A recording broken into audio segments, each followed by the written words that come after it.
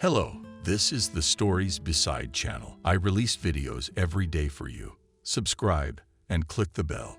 An early call on a Sunday morning can drive anyone crazy, and instantly.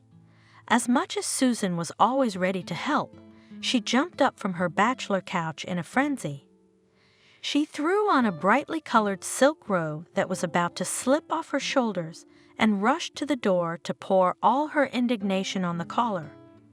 Whoever the early visitor was, now he would get the full measure of it. But the girl had to not only hide her anger, but also to worry about the newcomer. In the hallway stood her best friend and part-time neighbor Helen. When Susan saw her face in the door peephole, she began to twist the lock with shaking hands, but as always in such cases, it did not open for some reason. Finally, Susan swung the door open and almost screamed in Helen's face. "What's wrong? Thomas isn't well." Helen looked at her friend in surprise. "He's fine. What are you doing?" Susan exhaled and invited her in. "Come in, since you haven't slept since 7 o'clock in the morning."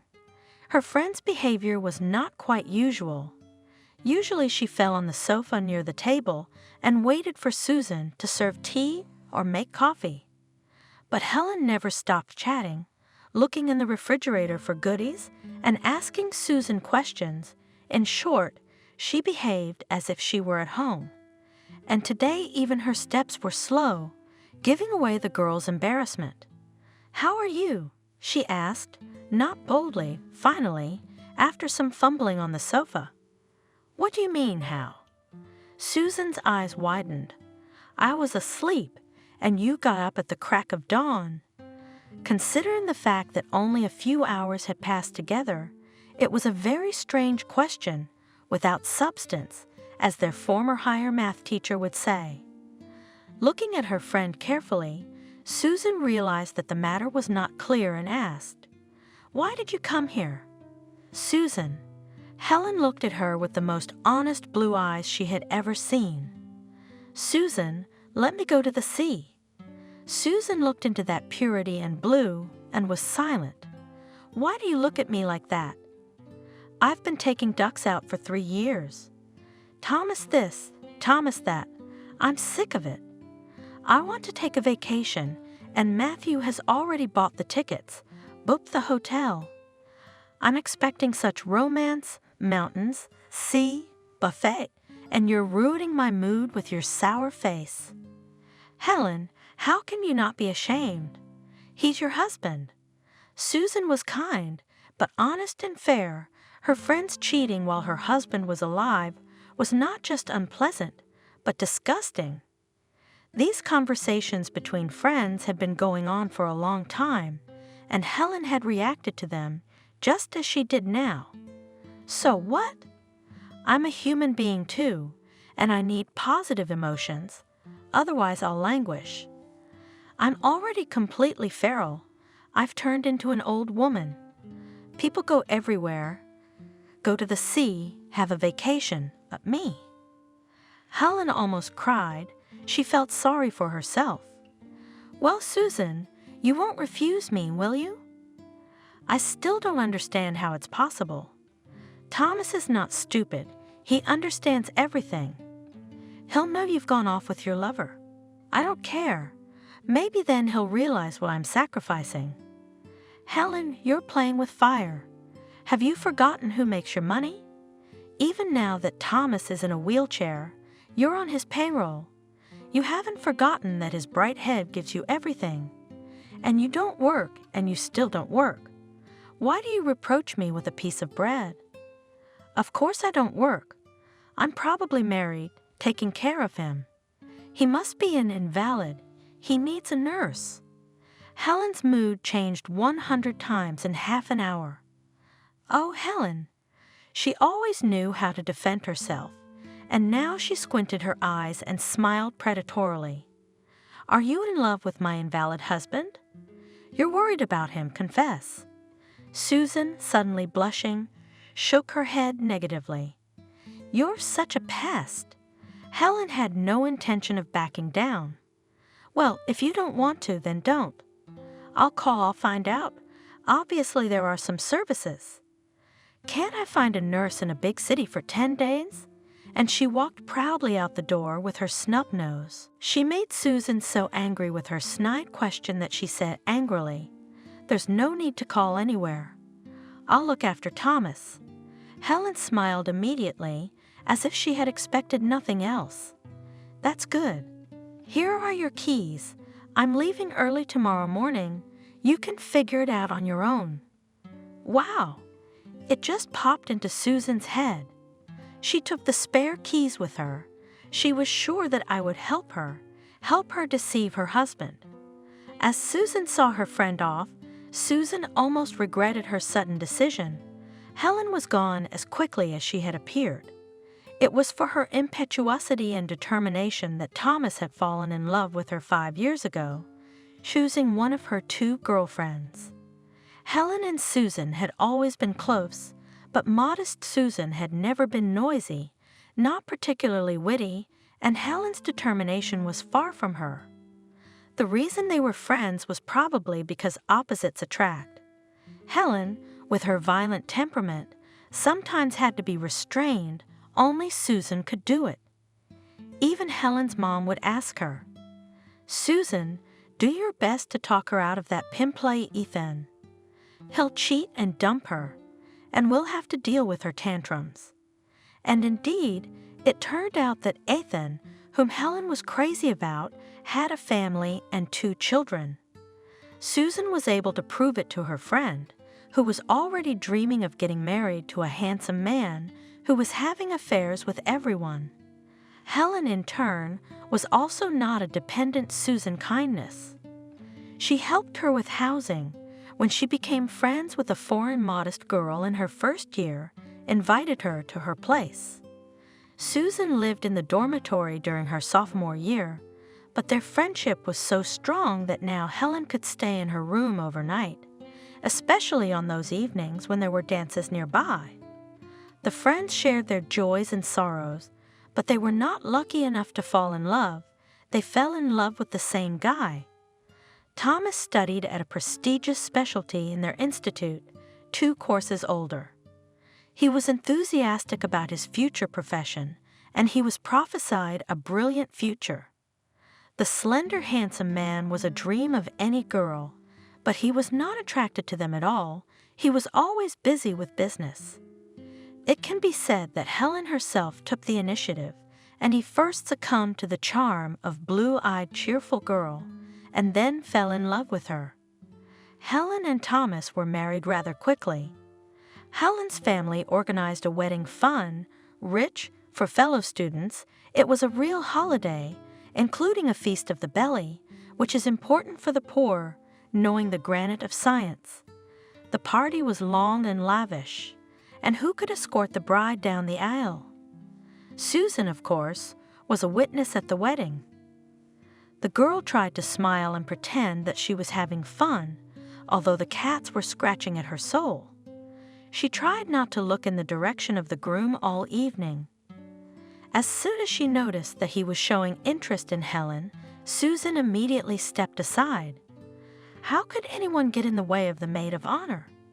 Susan, of course, continued to communicate with Helen all the following years. They are friends, but at their home tried not to be at their home. It must be said that she was lucky to have a place to live. In a small hut on the outskirts lived her distant relative, who was either a 3rd or 4th cousin of her grandmother. Susan, out of the kindness of her heart, began to visit the old woman at the request of her relatives. She had never seen Kathy before, but they became friends. Very soon the positive and hardworking girl became the right hand of the old woman, who had long been difficult to leave the house. Kathy was not very ill and died in her sleep. After burying her relative, Susan found out that she had become the owner of her house, and her friends, the newly married couple, had just bought a house nearby. However, it was almost an exchange, as Thomas had an apartment in another neighborhood from his parents. Susan visited them only when she knew for sure that her friend's husband was absent. It was very hard to see Thomas looking at Helen with loving eyes. In 5 years, Susan had never met someone who could displace Thomas from her heart, so she had lived close to the man who occupied her thoughts. But now it was as if he didn't exist for Susan.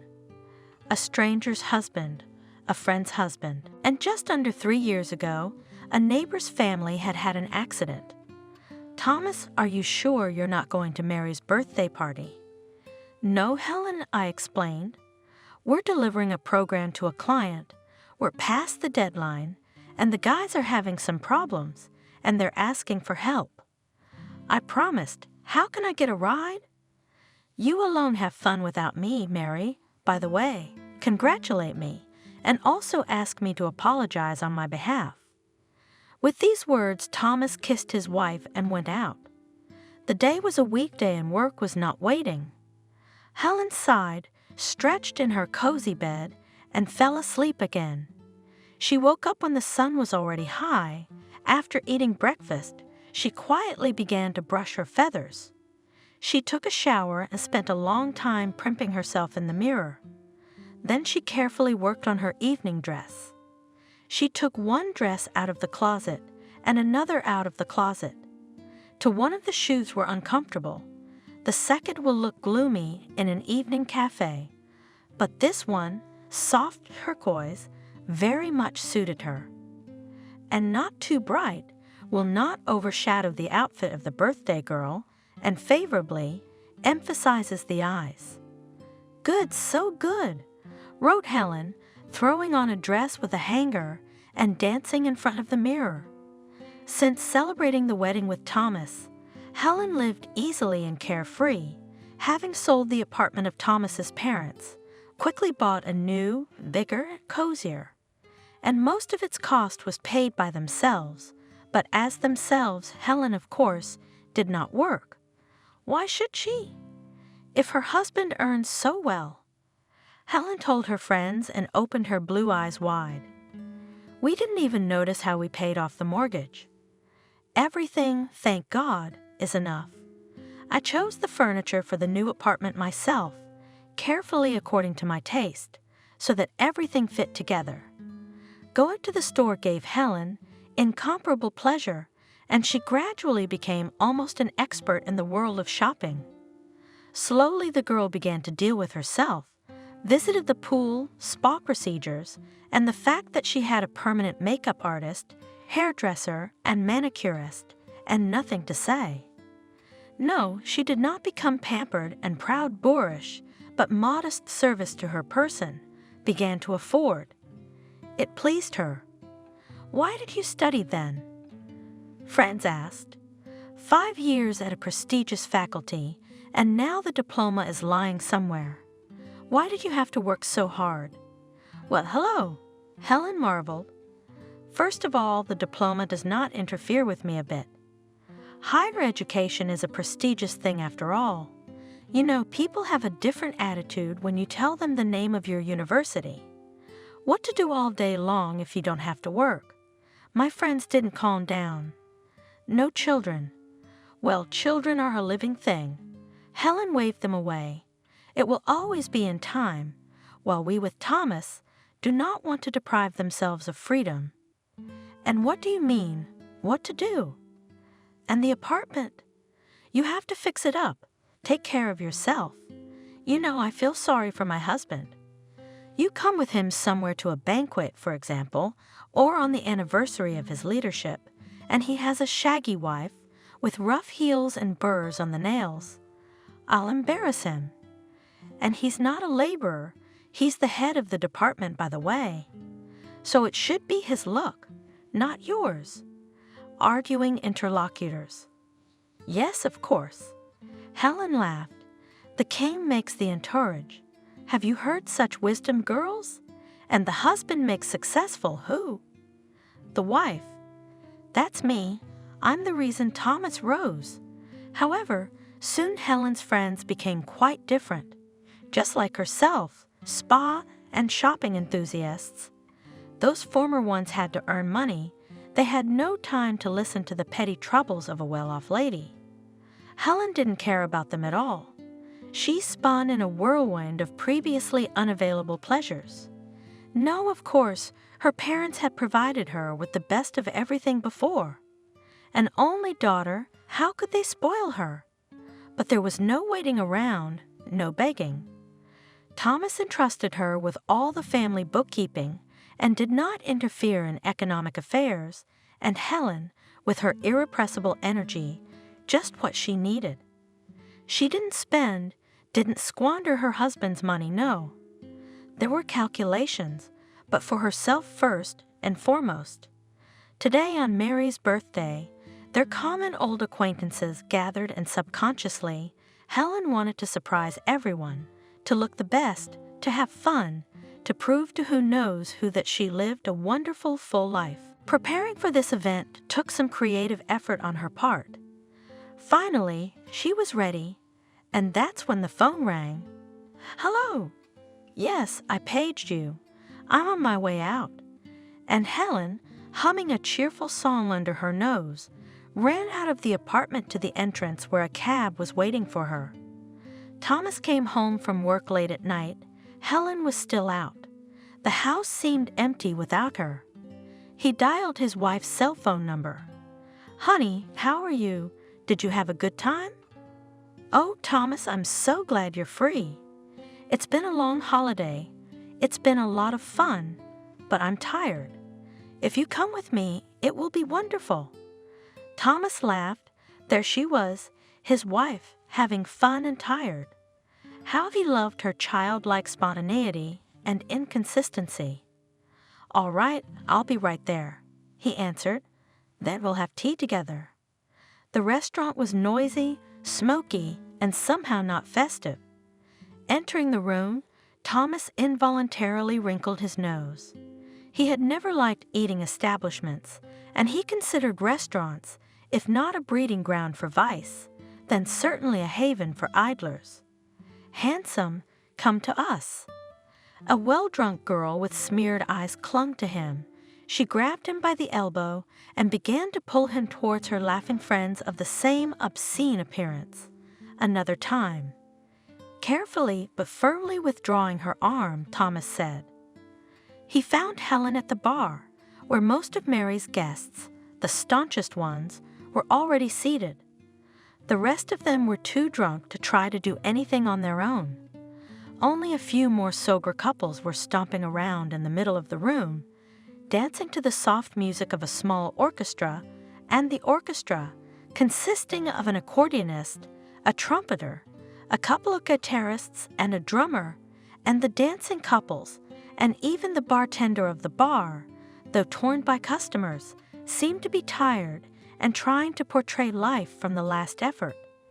Helen decided to have a coffee, feeling that she needed to chase away the hops a little, but the decision was risky, and she had been fending off inebriated company for a long time. Her husband showed up just in time. It had to be said. "Thomas," Helen shouted excitedly when she saw him from afar. "There's my husband." This was meant for the drunken blonde, who tried to drag her to the dance, trying to combine clumsily drunken gallantry with brute physical force. "Husband full of peers," yelled one of the blonde's friends. "No, this is not our husband. We do not want such a husband. Come on, honey, I'll show you the sky and diamonds." Mumbled in the meantime, barely standing on his feet, the hapless suitor, and dragged Helen by the arm, not worrying about hurting her. "Come on, boss. Get her out." Cheered on by the jackals surrounding the blonde. "We're going out tonight. Take the girl." "Let her go," softly said Thomas, coming close to the blonde man. He looked at Thomas, unable to realize what they wanted from him, and stubbornly continued to pull the girl by the arm away from the bar. "What are you doing, kid?" A more sober-looking man, a forehead of absolutely criminal appearance, with tattoos on his fingers, moved at Thomas. "You got your paw on the boss."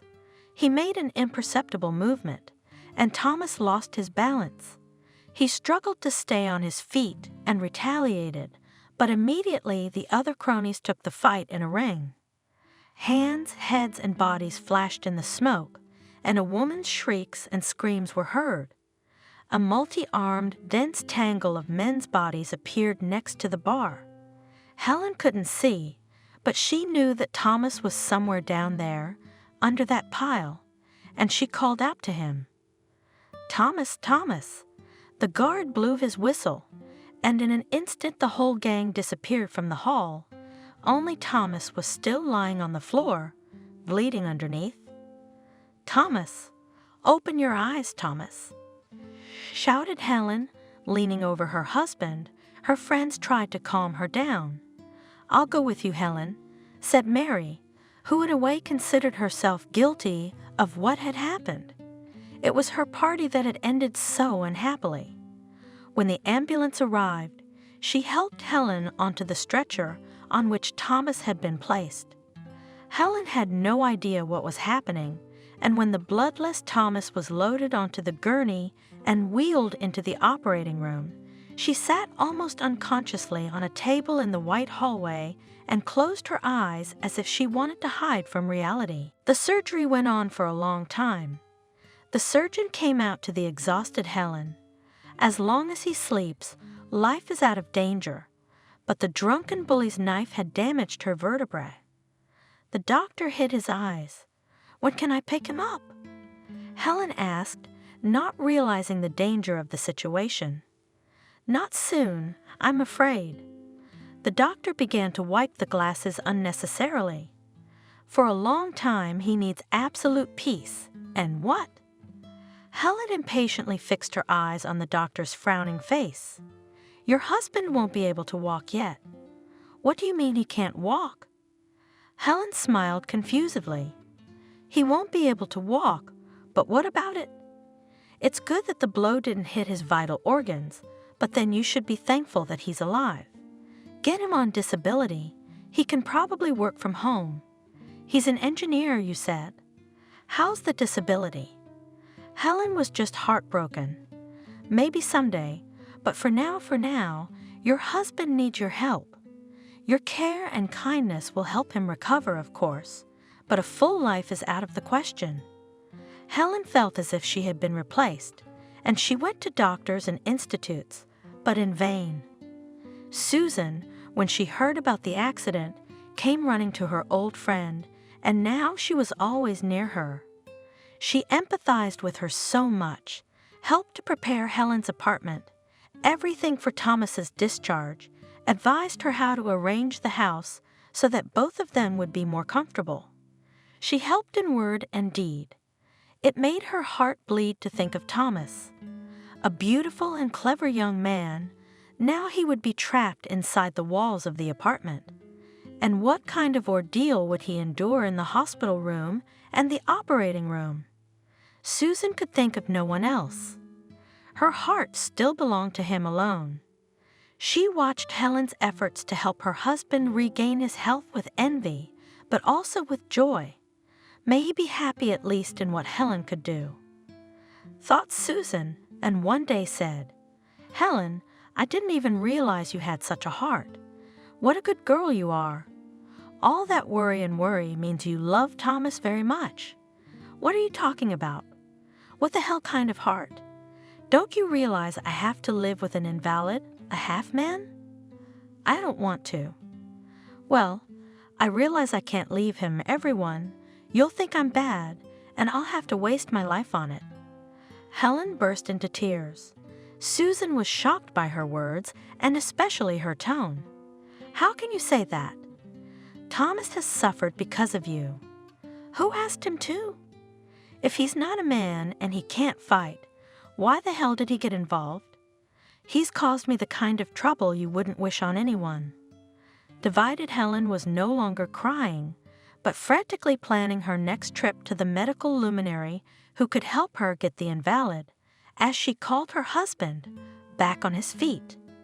Susan was simply amazed at how bluntly and cynically her friend explained her troubles. "You are only selfish."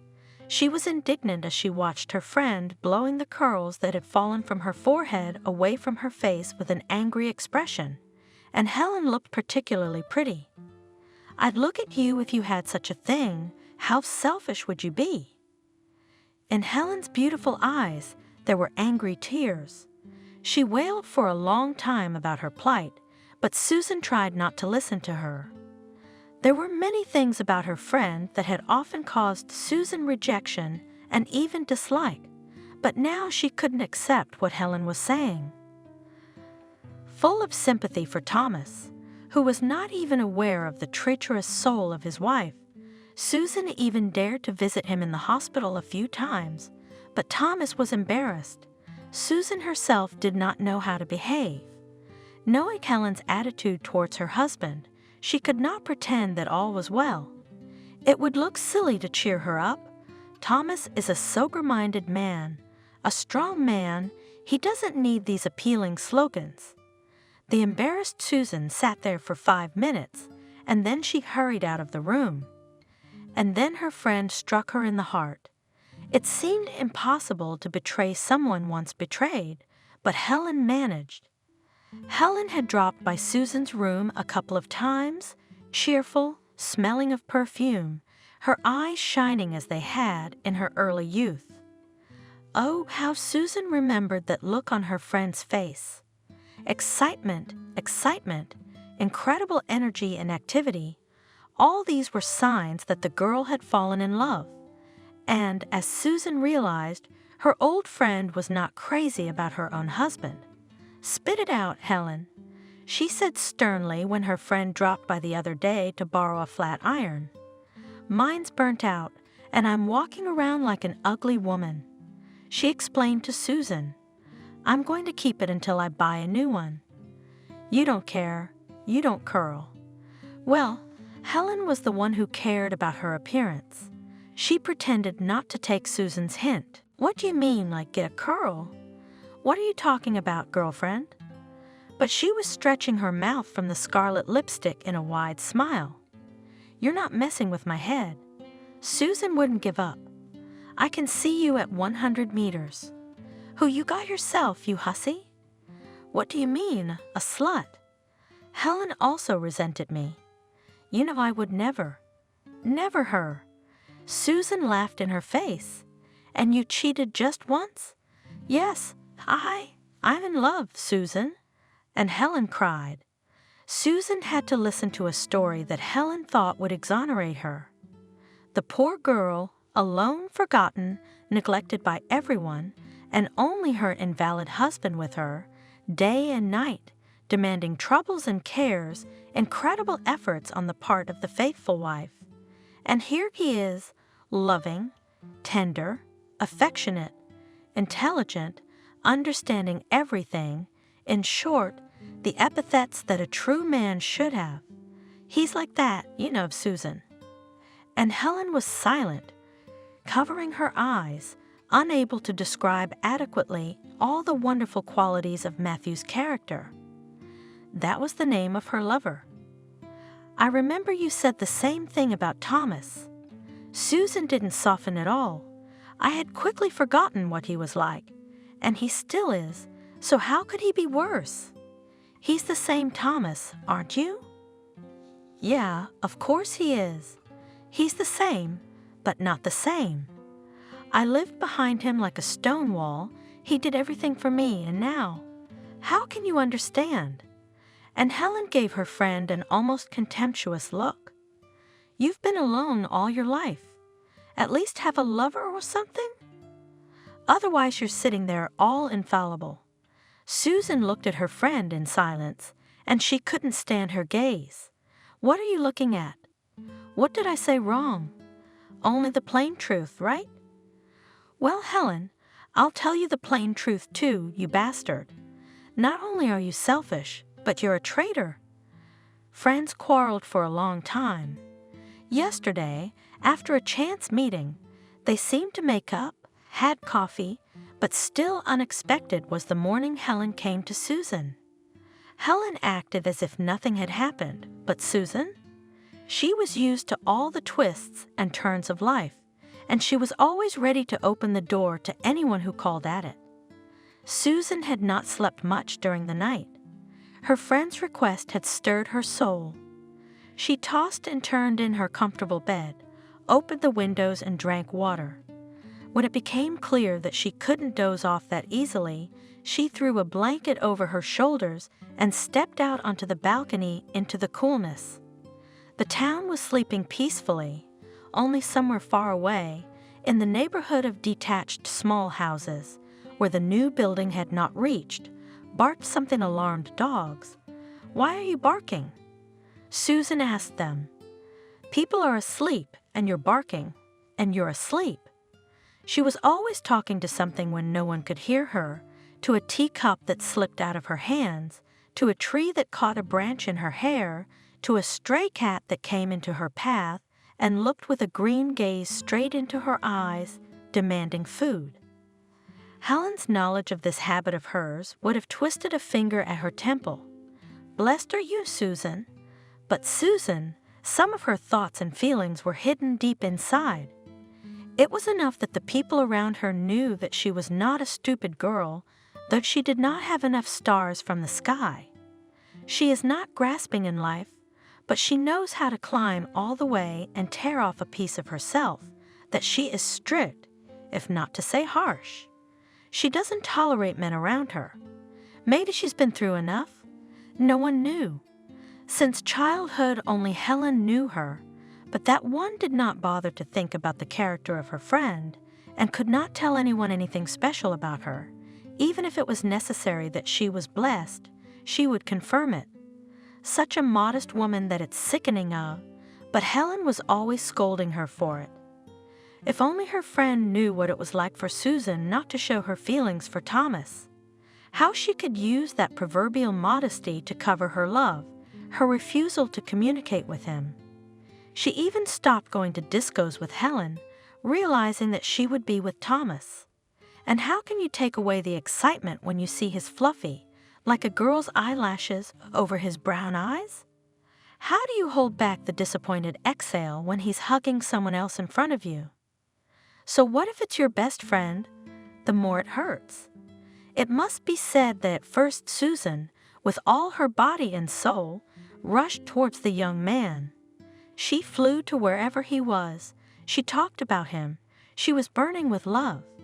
It seemed that he was also drawn to Susan, but one evening, sitting with Helen on a bench near the entrance, Susan suddenly heard, "Susan, I'm in love."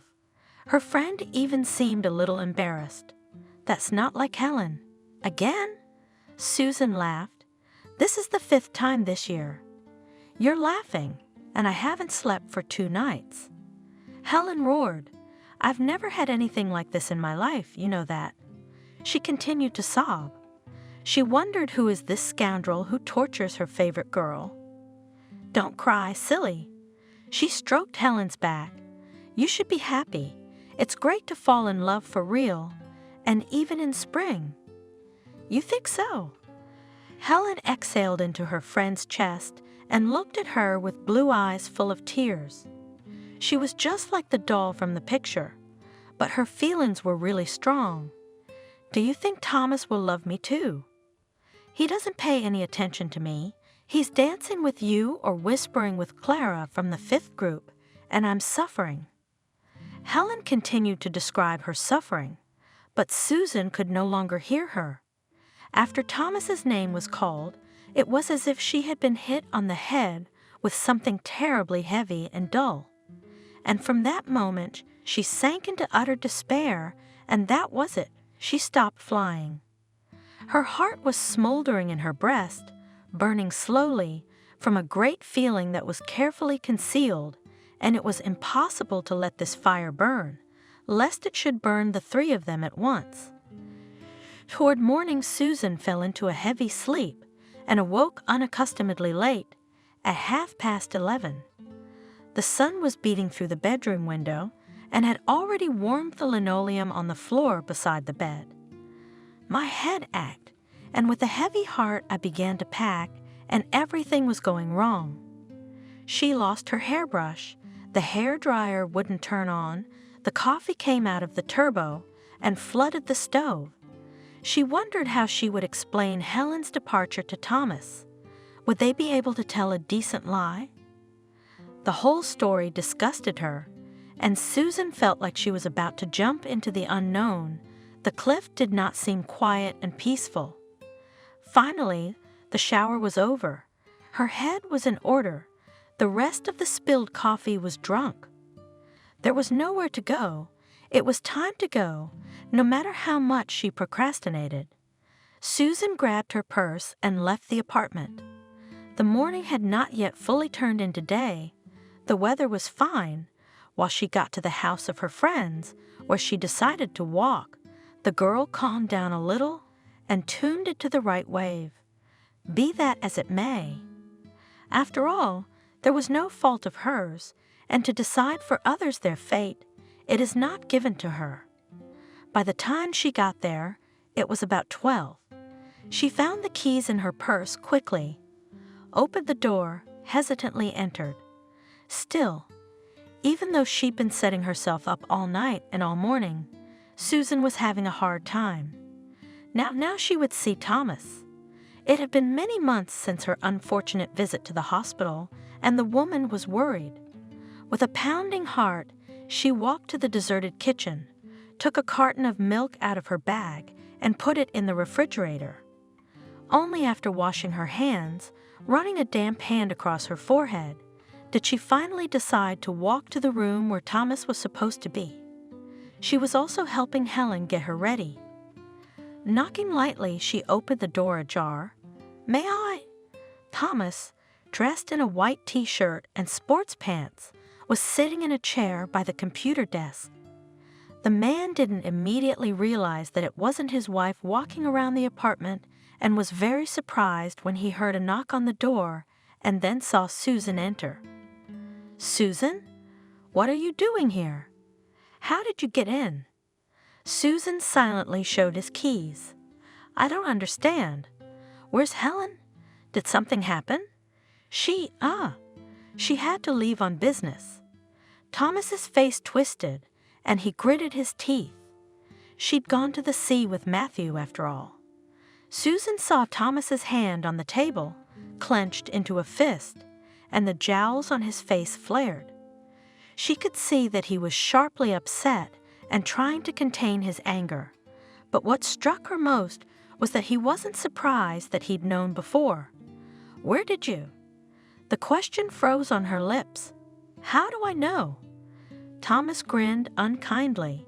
"Well, lately, Helen hasn't been very shy with me. She treated me like a piece of furniture. Could talk quietly on the phone at 2 o'clock as if I were handicapped and on my ears." Susan didn't know how to soothe or comfort him, said the first thing that came to mind. "Thomas, Helen is just tired." And then she realized how stupid that sounded, and Thomas grinned evilly. "Tired? Tired of what? I do the cooking. I do the laundry too. I even learned how to use the vacuum cleaner. But I can't go to the store, and I can't take out the garbage, and you've come to cover for your girlfriend? Well, I can tell you that you shouldn't. I'm doing just fine on my own." He turned his baby carriage around and headed for the other room, and Susan was struck by his every word. She had thought she would find an invalid lying there, a helpless sick man who needed care every minute of the day. Yes, of course, Thomas, the Thomas she knew and loved, was going to be like that, independent and strong and angry. The astonished Susan fully accepted his anger and resentment toward his wife.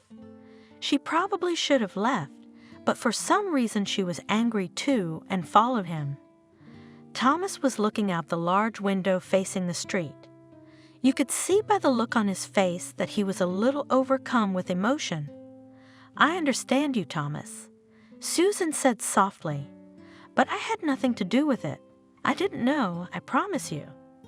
Thomas did not look her in the face. He felt ashamed that he had attacked Susan. She had never given any reason to suspect her of the slightest deceit or intrigue. She was, in Thomas's mind, one of the finest girls he'd ever met. "I'm sorry." Muffled, he said. "I must have misspoken. I didn't mean to offend you, did I?" Well then, why don't we at least have some tea? I've been walking so long, it's already hot outside. Come on. The man changed his tone abruptly. You do the kitchen, and I'll finish my work quickly. I've got a little bit to do, and then I'm free. While Susan made tea and sliced a cake, for which she had specially visited her favorite pastry shop, Thomas was able to finish the work scheduled for today. Rubbing his hands together in anticipation of the tea party, he rolled into the kitchen and washed his hands under the faucet for a long time. I'm a sick man, I can wash here too. I just need to write places for children and the handicapped. His black humor did not seem so black, because surprisingly the man's mood rose, and at the table he was having fun, as if he had forgotten about his wife and her treacherous departure. So you work from home? Susan asked, though she had heard about it from her conversations with Helen.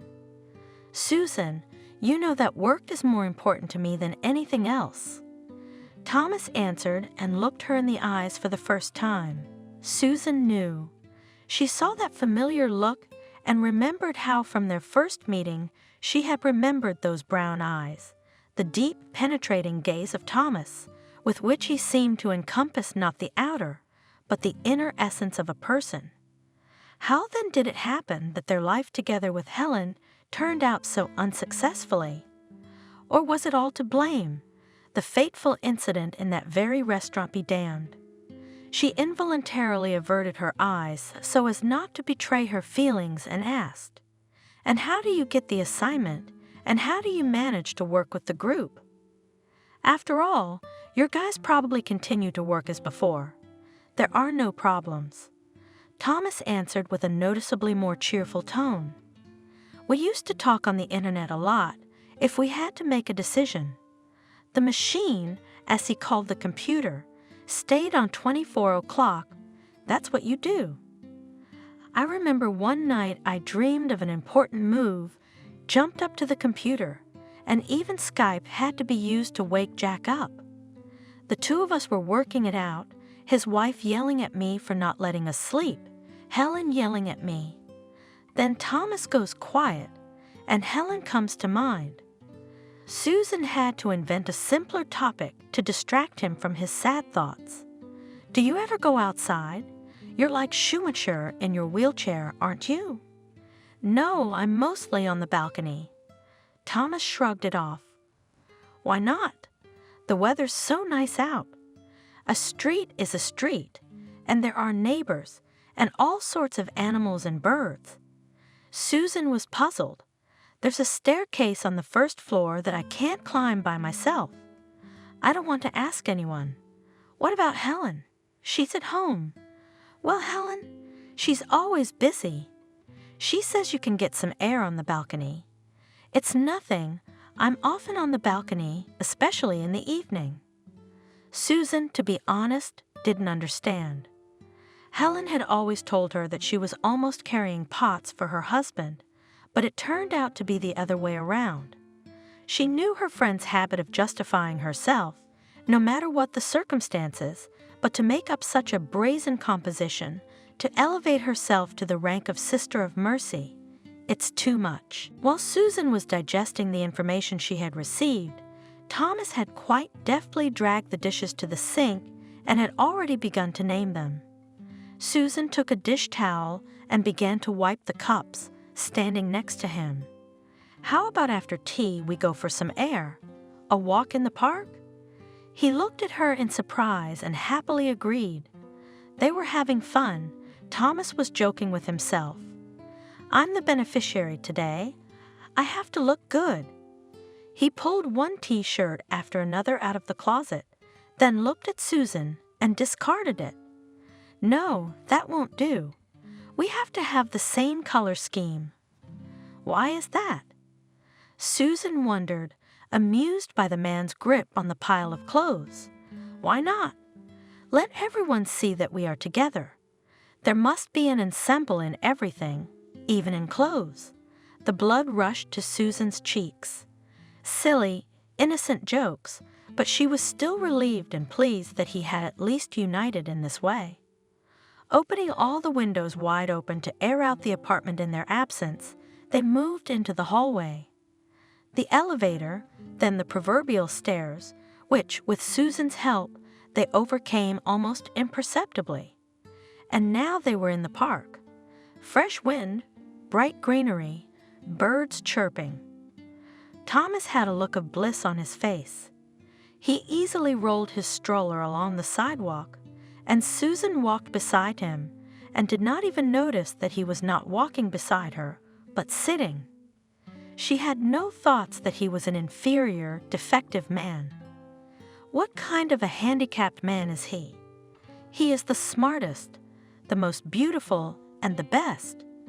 Susan settles down on the bench. Thomas stops his stroller across the street so he can see her face. "Oh my God, Susan," he said, covering his eyes. "You just made me so happy. Do you realize that?" He looked at her again with that penetrating gaze of his. "It's the first time I've been this happy in years. Do you know what it's like to walk outside? I don't care if it's in a stroller.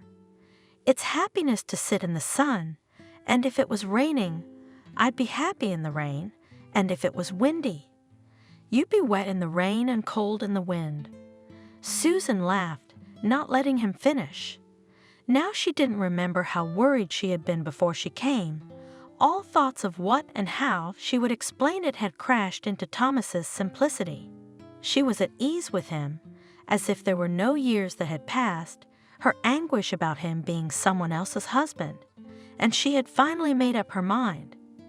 "Thomas, I probably shouldn't ask that question. Helen is my friend, but I don't understand what's holding you back. You're so independent, aren't you?" "Yeah, I feel sorry for her. She's not used to work. She's not used to life. But she's adapted." He grinned again, bitterness showing through his smile. "Now I don't even know what to do." "But you love her, don't you?" I used to." Thomas grunted, embarrassed, and turned the conversation to something else. There was an inner tact that her friend Helen lacked, thought Susan, looking at Thomas's smiling lips and changing face. She laughed at his jokes, said something to him, while she herself didn't quite understand even the topic of the conversation. She was simply enjoying these precious hours of conversation with the one who from the first day of their acquaintance had been the only one to occupy her thoughts and feelings, but the evening chill was beginning to be felt. "What's up, Goose?" Susan addressed Thomas affectionately. "For a first walk, I think that's quite enough, don't you?" "I would have stayed here, Susan," he confessed. "But I'm afraid you're too strict. You'll punish me for breaking the regime." "How would I punish you?" Susan laughed. "Not serving dinner? So you're the one with the mustache." Again, with jokes and laughter, we started on the way back. A light dinner seemed enough for both of them. Thomas was tired from the fresh air. Susan, who had been sleep-deprived and worried all this time, had not taken care of anything substantial. Helen had eggs and butter in the refrigerator, thank God, so we ate what normal people usually eat for breakfast, omelettes. Now that we've eaten, we can go to sleep. Susan laughed, mimicking Mama Toad from the cartoon. The dishes were put away again, and then Susan, despite Thomas's objections, quickly hung up his scattered clothes in the closet and said goodbye. "Well, I'm off. What can I buy for tomorrow?" "Yes, I'm not fussy. 1 potato or pasta is enough for me," answered the embarrassed Thomas. He was uncomfortable, a grown man, but he was sitting and waiting for a stranger, a beautiful woman even more so, to bring him groceries. "All right, then it's up to me, okay?" Susan smiled. "I'll come over right after work. Okay, good night." "Good night, Susan," Thomas replied affectionately. "Thank you, you know." He looked away embarrassed. As Susan walked home, she had so many thoughts on her mind. Why hadn't Helen left at least the basic necessities? Why hadn't she even thought to give money or warn her that there was nothing in the house to cook with? Why? But she shoved all these economic endeavors away from her and began to sing quietly to herself a long-standing song. Couldn't she just be happy that she was alive and well? That she spent almost the whole day with the man she loved. Even if he was a stranger's husband, Susan had not trespassed on him in any way, but they had had that day, well, even if it was only half a day, but what joyful hours it had been. She looked at Thomas, admired him, listened to his voice. Susan walked on and could not feel her feet, immersed in the depths of her own happiness. She was sure she would not sleep again for a long time tonight. But as soon as she was in her bed, she fell into a happy, serene sleep. It was not surprising that Thomas had not slept that night. He had a lot to think about. Why did his and Helen's life have to be like this? After a day spent outdoors with Susan, the man felt like the past was just a dream. He seemed to have a second wind today. Everything was refracted now through these half-days. Peaceful, full sun and sky, hours, time that was adorned with good, not burdensome conversation, bird chirping. In fact, today he was finally breathing fully for the first time since that fight in the restaurant. For the first time, he was truly enjoying life. Why aren't you happy? Helen used to pick on him. But why? Why aren't you rejoicing loudly? I am rejoicing loudly. It's just you listening quietly. Thomas laughed and admired his beloved, beautiful wife. She opened her blue eyes wide and began to tease him again. You, Thomas, are just a babaca. And she would laugh. Everything seemed funny to her then. Jokes, fun, the constant companions of youth, and they both had the same habits. They liked the same songs, movies, were friends with classmates.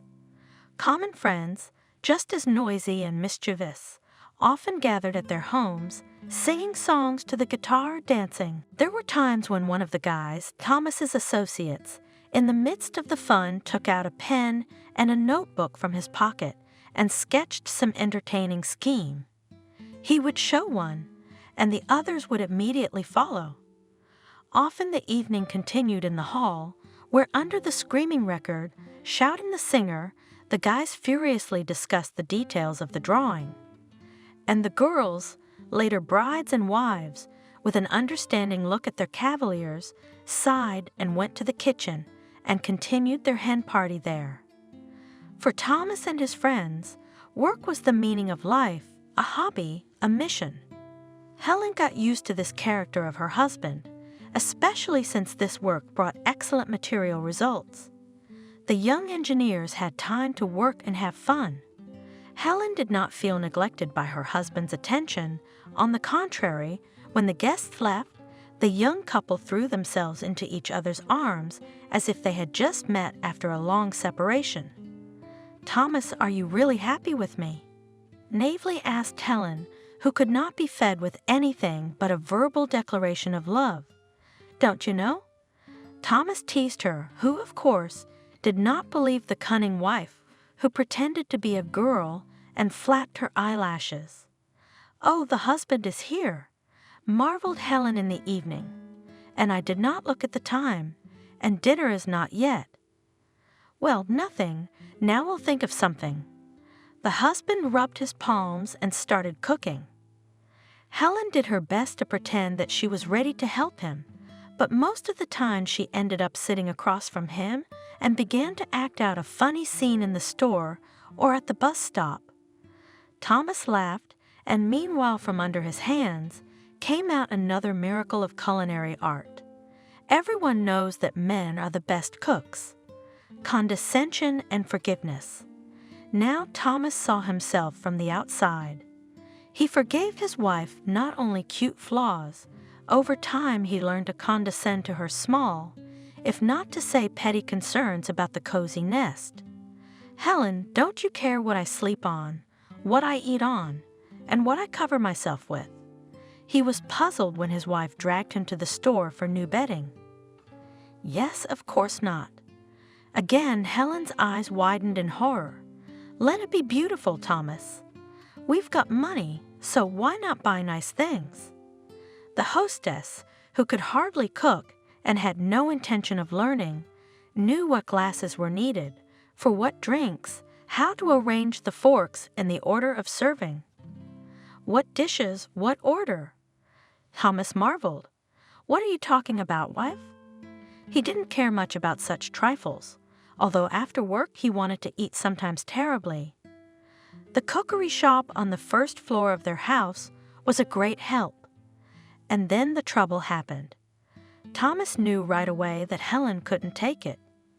Yes, she showed miracles of heroism, recognized, worried, searched for doctors, but Thomas knew everything.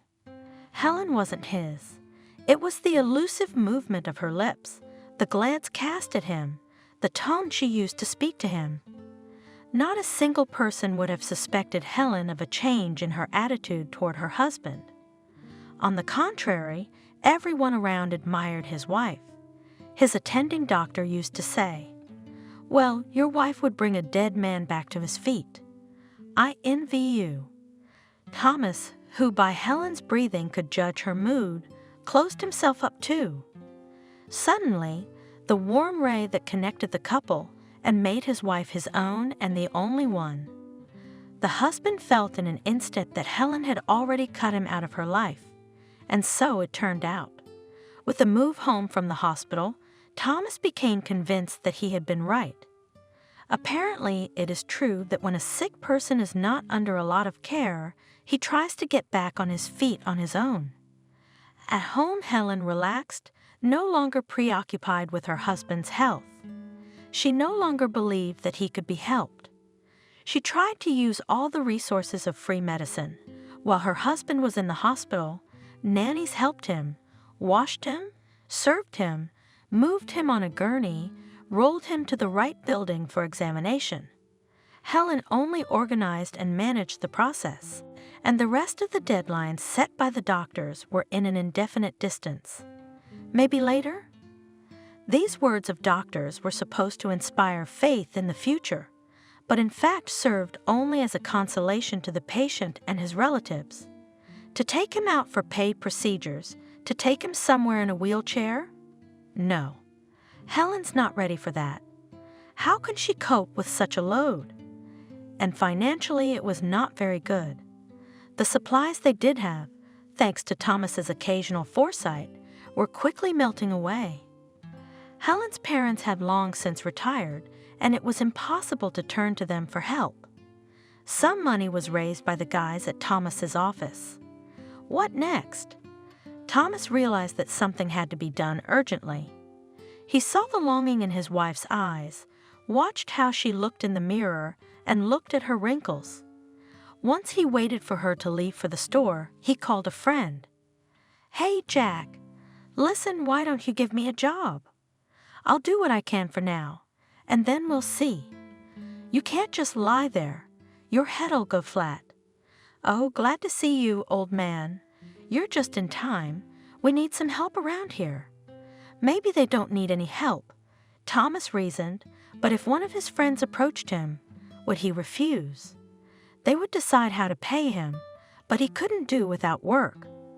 There is already on the table is not particularly substantial food lately. When he was engrossed in his work, he immediately forgot about his health problems. Even a couple of times he involuntarily wanted to get up and walk, but immediately remembered his immobility and got angry at the whole world. But unlike Helen, he couldn't show it to anyone. Helen was pitied by everyone. How she takes care of a sick husband, puts her life on the altar of his health. Helen supported this legend in every possible way, giving in and discussing with them diagnoses and treatments. In short, the entire recovery of her spouse, a loyal and strong fighting friend of Thomas. She was able to present herself in such a way that she did not whine, did not complain, However, everyone understood Helen is a heroine and sympathy is absolutely necessary for her. She needed a vacation. Is that conceivable? A young beauty, and she sits alone all day. The mother of one of Helen's friends lamented, "No sleep, no rest, poor girl." "It is necessary to rest, my dear." For some reason, no one considered Thomas a society, an invalid, what to talk to him about. And anyway, how to live with only one person for months without going out into the world. Helen, they were beckoning her to visit, inviting her to dinner parties as well. She observed decorum, arriving late and leaving early to court her husband. At one of these evenings she was seated with a tall, gray-eyed, handsome man who kindly courted her, poured wine. He did not dare to ask her to dance, but when he noticed that she was going to leave the society, he asked her to dance. "Would you allow me to escort you?" "Well, if you want, for God's sake," agreed Helen, evaluating, looking at his suit, obviously tailored to order. Broad shoulders. Handing the cape to the closet, the man introduced himself. "I'm Matthew." It was awkward. The table was so noisy. "I have a little business in." He named a town not far away. "I'm here a lot on business with friends. My name is Helen." The girl held out her hand and looked Matthew straight in the eye. I know quite a lot about you," Matthew said, bringing Helen's hand to his lips, and remembering all these events, the man sighed and turned from side to side. The morning is wiser in the evening. He finally decided and allowed himself to remember today. A park, flower beds with flowers, and on a bench under an acacia tree, sitting a beautiful girl. "Susan," Thomas said and smiled. The next day, Susan arrived at exactly 6 o'clock in the evening. How she managed to get home from work so quickly and to go to the store and cook delicious cutlets at home, Thomas could not understand. Apparently, she was fast and skillful. Having filled the bathtub, without a word, Thomas rolled the chair to her. "Don't argue, please. I helped you yesterday, too. You didn't even wash your feet after the walk, for sure. No excuses today." Susan's stern voice sounded more to herself than to Thomas. It was true, they hadn't had time to do that yesterday, and both of them were embarrassed. So today, the girl had to act like freaking Bach from the cartoon. She helped Thomas to undress down to his underwear and get into the bathtub. Thomas, strangely enough, wasn't too shy. What could he do if he was in such trouble? He would have helped his friend just as much. Susan rubbed his back, her trembling hands occasionally touching the smooth skin, checked again that everything was all right, and walked away hiding an embarrassed look. While Thomas washed, she boiled potatoes, mashed them with butter, milk, and garlic cloves, according to her grandmother's recipe. When the steamed and satisfied Thomas was put in the stroller and brought to the kitchen, everything on the table was sparkling. "Am I in heaven?" Thomas exclaimed and began to eat with pleasure. The evening had brought them closer together. Susan lightly ran her hand over Thomas' head as she said goodbye. "Well, see you tomorrow." He caught her hand, shook it, and said, "Susan, you are certainly a bright hope. You know that, don't you?" "What would I do without you?" 2 weeks passed like a day. Susan realized that in 2 days Helen would be back, and then that would be it. When she arrived at Thomas's house in the evening and opened the door, she was pleasantly surprised. The man was cooking something in the kitchen, and the smell was amazing. Susan entered the kitchen with a smile, looked surprised at the table set, wine, handles. Here, decided to say goodbye. "Wow," said the touched Susan quietly. "Let's have dinner. You must try my baked chicken." They both tried to put everything they were thinking about aside and just enjoyed the evening. Thomas was telling some funny stories and Susan was laughing. At one point, she saw Thomas freeze and look at her.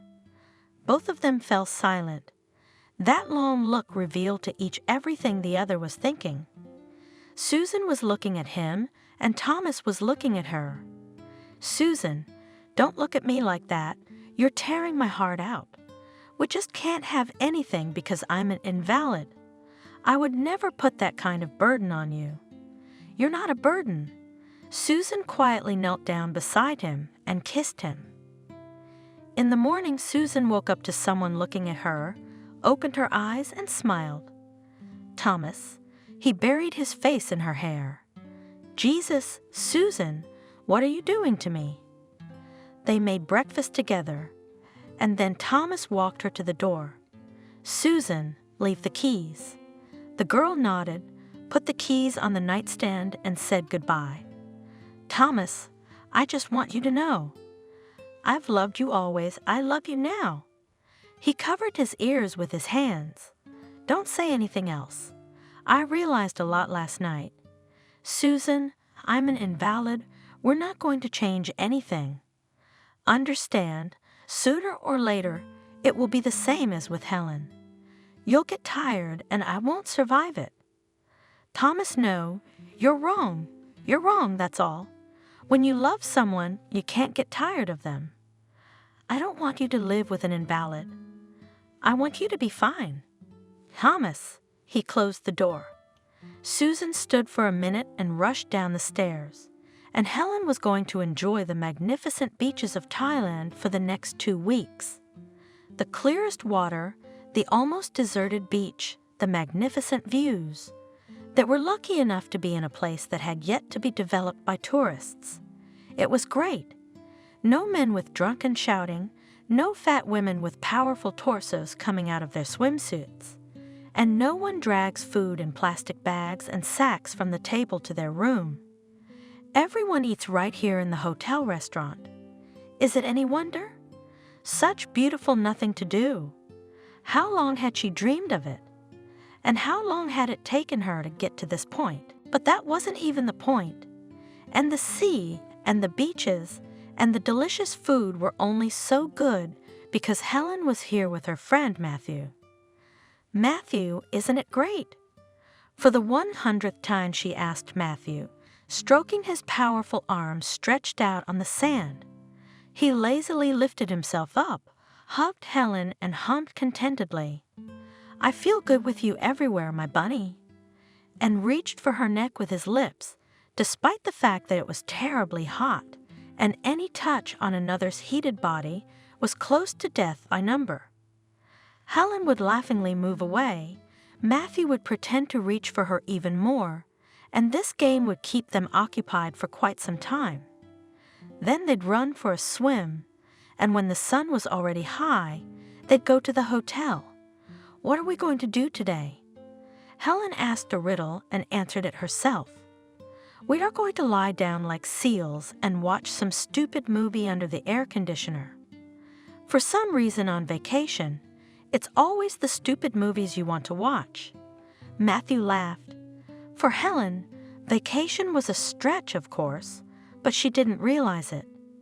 It seemed to her that until now she had been in a terrible captivity, for a long time the slave of some villain who had subjugated her to his cruel will. She had told Matthew so of her existence before their acquaintance. And then, at last, my knight on a white horse appeared and broke the fetters by which I was bound. Such pathos and childish thoughts flashed somewhere in the back of her mind, again bringing the girl back to the distant times of childhood and early romantic youth. "Well, yes, my car is exactly white in color," picked up her chattering lover. "What to do? I like light colors. You know, white is the embodiment of purity and freshness. It's a combination of all the colors of the spectrum." Showing her knowledge of physics, Helen continued, "I studied once, so I still have at least such scattered information in my head." "Oh, you're so smart. Matthew threw himself at her, and the movie was completely forgotten. The young people enjoyed each other, and they did not get bored with this activity neither day nor night. Tired from such a stormy vacation, they fell asleep. Then Helen, who had come to her senses, pushed Matthew out of bed. "Matthew, get up quickly. We're going to be late for dinner." Their young bodies demanded support and food to restore their strength, and the lovers rushed downstairs to the restaurant, barely having time to put themselves in some sort of order. However, Moors in the hotel were the most free, and it was not customary among rich people to pay attention to who was dressed how. So it was all the same. Even in a loincloth, you could have dinner. A week later, there was a lot more people on the beach. "Oh my God, Matthew, our piece is over." Helen stretched her lips unhappily. Moreover, the female children's voices made it clear that they were from about the same place Helen and Matthew had come from. "Oh, come on," Matthew said indifferently. "Don't you have enough room? Isn't it cramped? Let them rest. We're not the only ones." He should have listened to Helen's words. He would have done even better if he had taken a closer look at the newly arrived compatriots, but the proverb says that if you knew where to fall, you would have made a bed. Nothing foreshadowed trouble on that usual sunny day vacationers. Having risen early, they tried to have time to sunbathe and swim in the sea. Then swimming was possible only in the pool. The sun was too hot. Helen and Matthew had time to ride a bike and go to a remote area where there was a special temple. Tired from the trip, they slept in the room for a while and in anticipation of dinner, went down to the restaurant. They had their favorite seat and a view from the large window of the sea with their backs to the door. Taking their usual seat, the couple waited for the waiter to bring their order. One of the best evenings of the lovers' lives was passing serenely. Matthew was about to start his coffee when suddenly someone clapped him on the shoulder. Irritation appeared on the man's face instantly, and he turned around to face the impolite passerby. But he had to hold back the scream that was about to burst from his lips. Standing beside him was his business partner, Parker, and this man in the business world occupied a position quite high behind Matthew himself. "Charles?" Matthew opened his arms cordially. "What brings you here?" "The birthday of the heart, as they say." "Hello, Matthew." Charles' voice was rough, as a master of life should be. "Is this where you've been hiding from us?" "I'm calling him. I'm going to offer him a deal, and he's hiding here with his beauty." "This is, as I understand, your Melissa, isn't it?" And he reached out to Helen with a smile, preparing to shake her hand. "Helen." Matthew spoke quickly, and Helen held out her hand to Charles, putting the sweetest smile on her face. "I thought you told me you were married to Melissa, didn't you? And you joked that Melissa was the only one who could save me." Charles was surprised and didn't say anything. "So what's the deal, Charles?" Taking him under his elbow, Matthew tried to steer the conversation away from him. But the moment was lost, and the place for a business conversation looked completely inappropriate. The men stood in the aisle, obstructing the movement of waiters in white uniform tunics, in full view of the entire room. Helen stood completely dumbfounded. The men, of course, could neither move away nor sit down at the table until the situation was clarified, and she decided to be the first to clarify it. Quickly crashing between the interlocutors, she addressed Charles first. "Did you say married to Melissa?" Her eyes bore into the man's. He was confused. "Well, yes, at Christmas. Didn't everyone say hello at the banquet?" Turning sharply to Matthew, Helen almost knocked his head on his chin. "Are you married?" Matthew remained stupidly silent. Charles, too, moved slightly aside in confusion, not knowing how to get out of the unpleasant situation, while Helen's shrieking could be heard throughout the restaurant. You tricked me." You said you were going to go to the mountains at Christmas, and you were organizing a wedding at the same time. Shut up, quiet. But menacingly Matthew told her, with anger looking into her blue eyes. There are people here. The girl was out of breath. Oh, there are people here, she shouted hysterically, and I'm not a human being. You're a scoundrel. You're a cheat. She slapped the man on the cheek.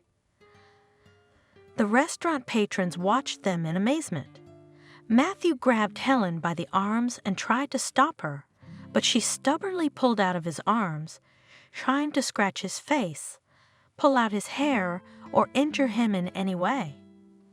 A matron in a black tuxedo was already approaching them, summoned by a waiter. Matthew let go of Helen, turned abruptly, and left without paying for dinner. Helen was led out under the arms from behind her and taken to an office where they gave her water and tried to calm her down. Madam, the matron said to her politely, I sympathize with your troubles, but your companion has not paid for the dinner, and this is too much money for us to let you go without payment. Would you be so kind as to make a settlement? He bowed respectfully to Helen. Fortunately, she still had enough money on her card to pay the restaurant bill, and she managed to avoid an embarrassing eviction from the hotel and a scandal. When she finally returned to her room, she saw that Matthew's things were gone, and the corridor clerk informed her that the gentleman in the room had left the hotel with his luggage. It turned out that Matthew had gone home to his family that evening. Helen, who had spent all her savings on her card at the restaurant, was still lucky that the hotel room had been paid for in advance when Matthew had booked it, and the return ticket in electronic form was already in her phone. Helen was both anguished and excited at the same time to be able to go home. But stronger than all the mixed feelings, rage and hatred for her lover raged in her. After thinking for a while, she decided to live out the paid term in the hotel. She did not want to change her ticket without knowing the language. But more than this difficulty, she was frightened by the thought that the exchange would require additional expenses. There was only a little money left, she pondered. The breakfasts at the hotel were paid for.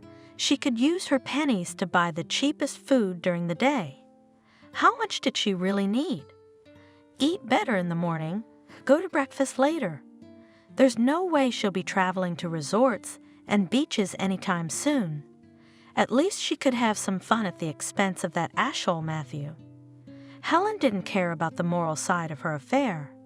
The scandal at the restaurant didn't stop her from enjoying a full breakfast alone either.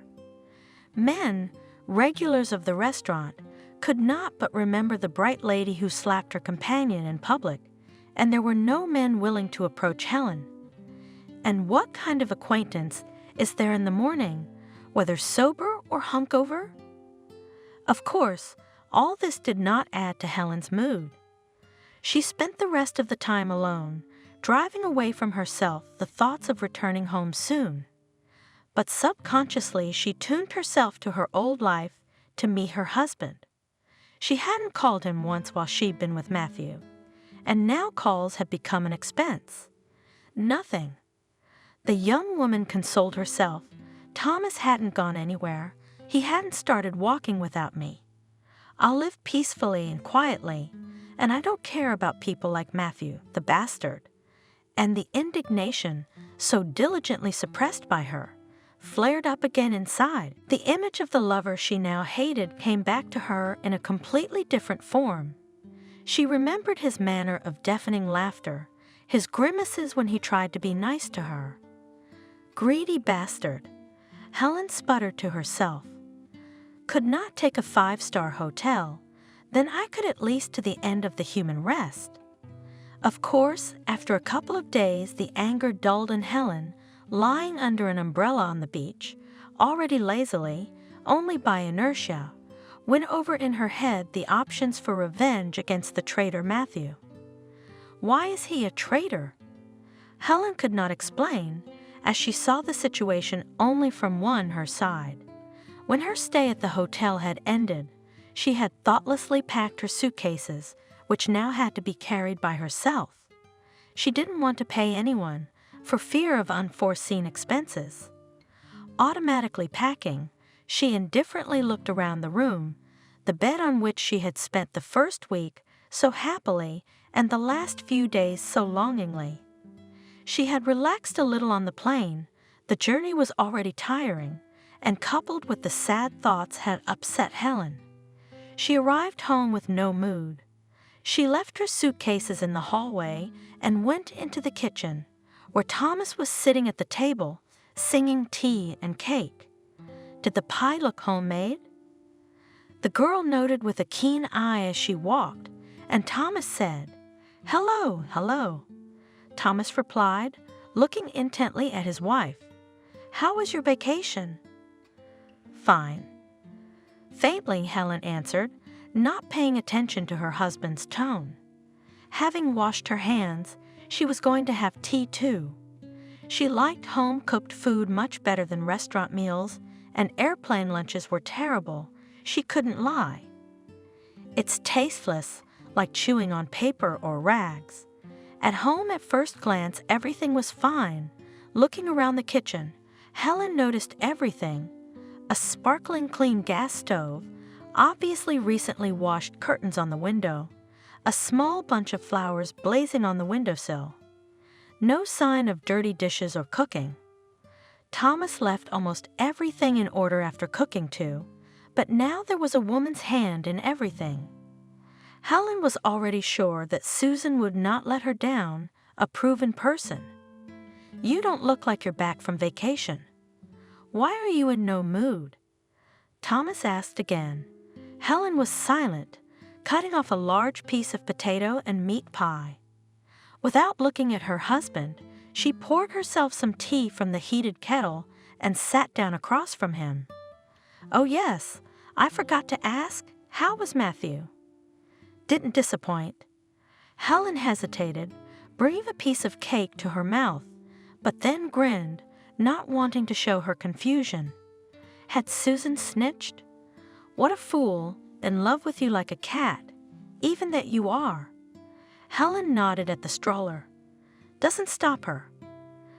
"Don't you dare talk about her like that." Thomas was angry. Helen squinted her beautiful blue eyes. "Honey, did you two have an affair while I was away?" "Why? A knave fool and an invalid. What's not a couple?" At her own words, Helen laughed, forgetting the cake and tea. So funny, she thought, was the picture before her eyes. Susan looking at her husband and Thomas, pathetic in his wheelchair. What a bunch of weirdos, finding each other too. Thomas gritted his teeth. "Well, that's that, my dear. You can pack your things and go away. I knew about your affair a long time ago, and Susan had nothing to do with it. You've lost your conscience. In front of me, you've made dates and made love to your Matthew.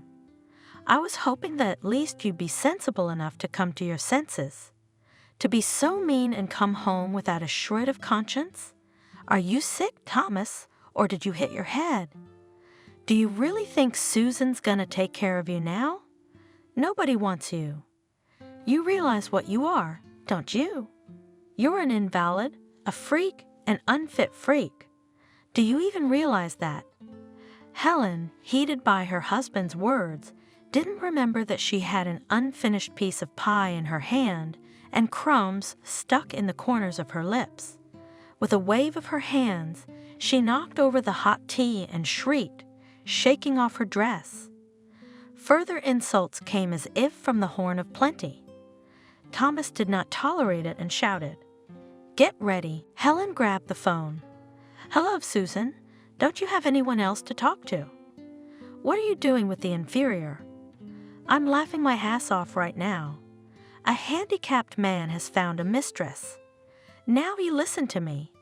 I'm not going anywhere. Don't even try." "What?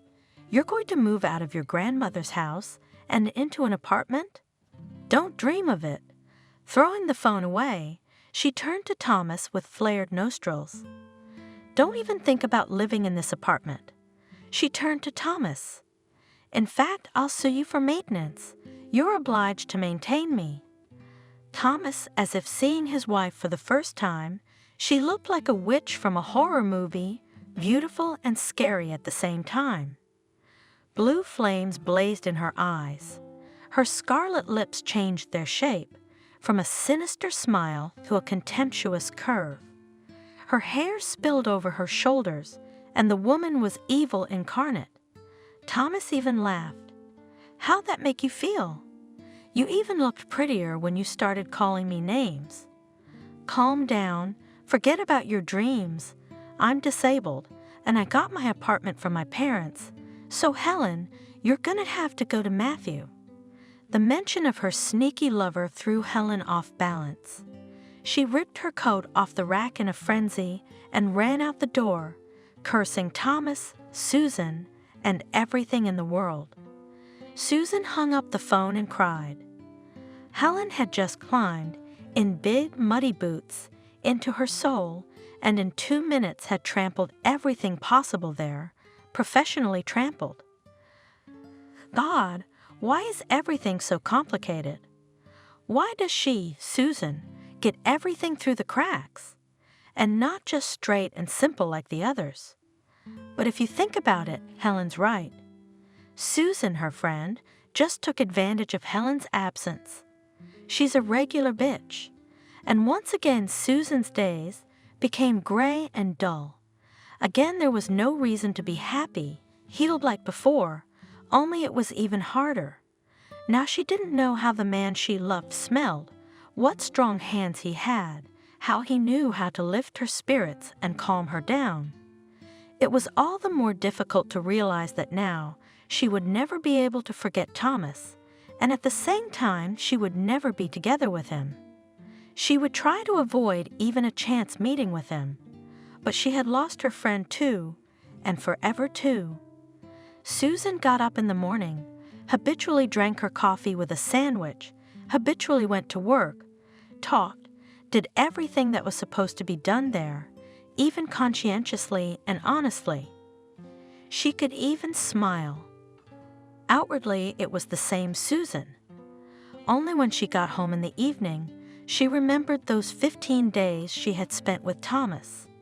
And no matter how hard she tried to push the memories away, she couldn't. As soon as the cheerful orange toenails came her way, she thought, "Is my bookcase still on his window?" She also smiled sadly. Thrown away long ago, of course. After all, it had been half a month since Helen had arrived. Walking into the pastry shop, I involuntarily searched with my eyes for a beautiful cake. I wish I could buy one so that I could have tea with Thomas in the evening. I shook my head and scolded myself. How could anyone go so crazy? How could you let yourself do such a thing?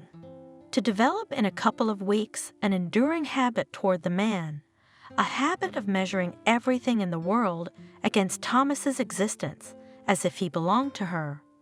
No, it would drive her crazy. Something had to be done. Meanwhile, time passed, changing the pictures outside the window. The greenery on the trees was darker, the leaves had lost their freshness, and in some places they were tanning brown or even yellowing at the edges. The grass on the lawns also wilted a little.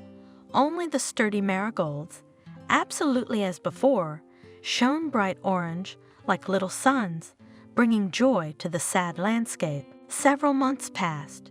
Helen had not called once during that time, and Susan, of course, had not called either. Calling Thomas was out of the question. Susan felt guilty, and now a new feeling was slowly taking hold. She regretted what had happened, but not that she had betrayed her friend. No, she deeply regretted that she had not been able to convince Thomas that he was worthy of love and happiness. She should have gone back and rushed after him and told him he was no invalid. Doesn't she care if he's in a wheelchair or driving an expensive car? After all, he's still him. A priceless man with all his talents and inherent in him alone, marvelous eyes and noble heart. There was no telling how much longer this state of hers would last, hope mixed with the determination growing inside. It was becoming more her own, considered, fictionalized to her with each passing day. It became so much easier to live when Susan realized it seemed herself. She was now calm and confident. Even her gait changed in Susan, becoming more confident. Her back straightened, the girl seemed taller and slimmer. That evening she came home from work earlier than usual. She didn't want to go anywhere.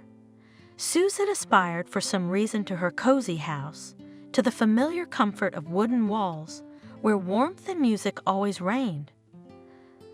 First of all, having turned on the melodies of the past years, she washed her hands and went to the kitchen to prepare a simple dinner.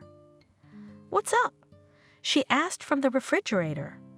"What are you guarding here?" The refrigerator was silent. Susan took out defrosted meat and potatoes and stood at the stove with a knife in her hand. "Who am I cooking all this for?" she said bitterly, forgetting how she had just been walking briskly down the street, convincing herself that life in mid-September was wonderful. How quickly do girls who live alone in a small old house change their moods? Her musings were interrupted by a knock on the door. Susan stood up. It must be one of the neighbors, for salt or matches.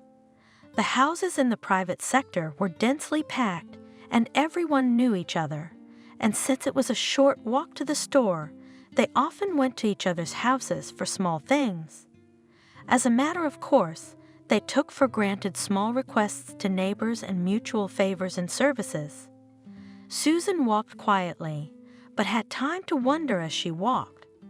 The door was normally open, and they came in easily, without ringing or knocking. She opened the door and almost fell in.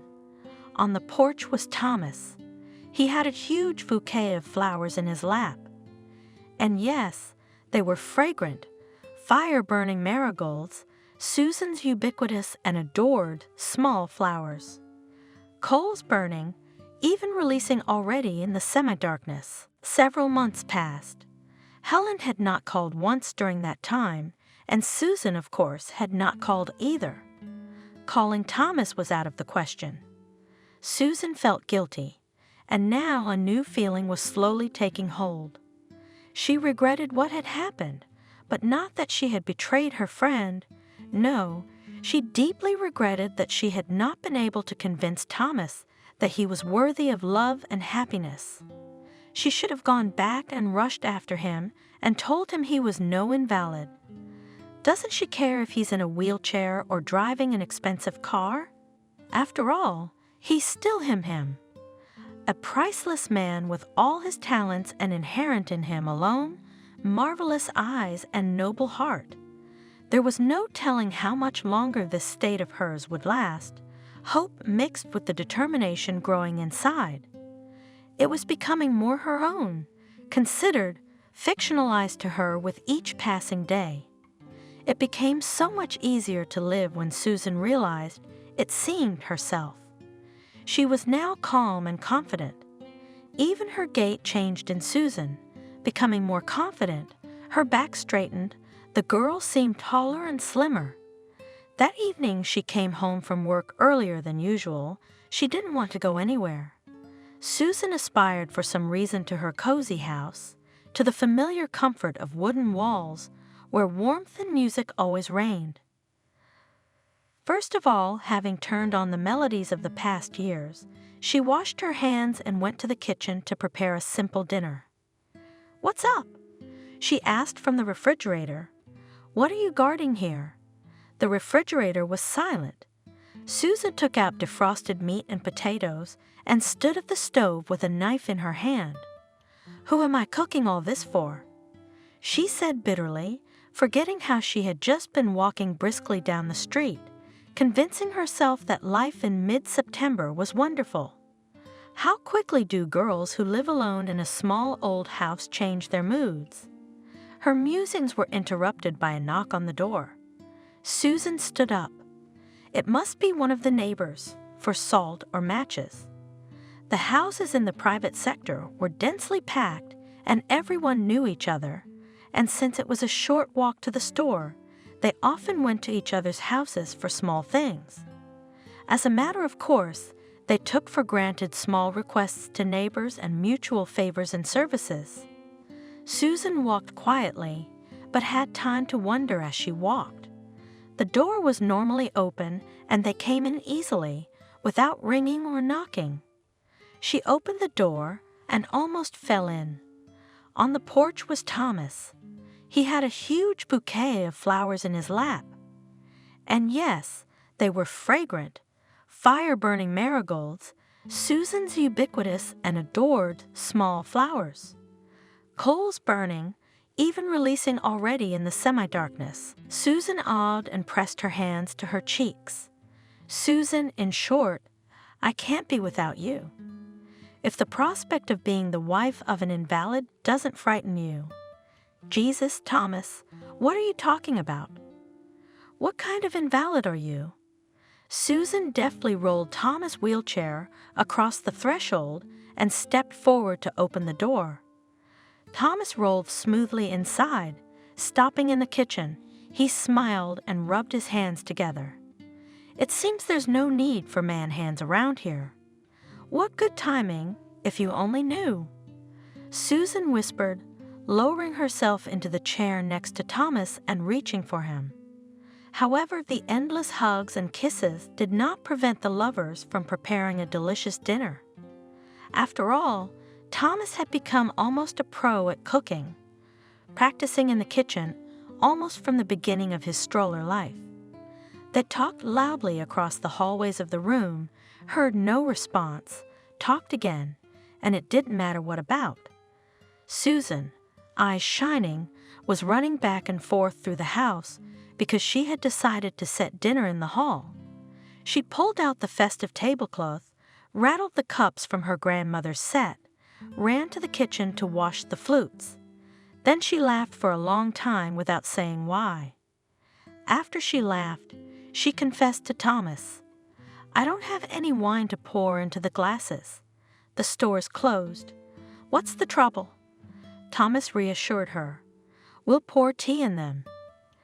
After confessing their love to each other 100 times, the young people finally sat down at the table.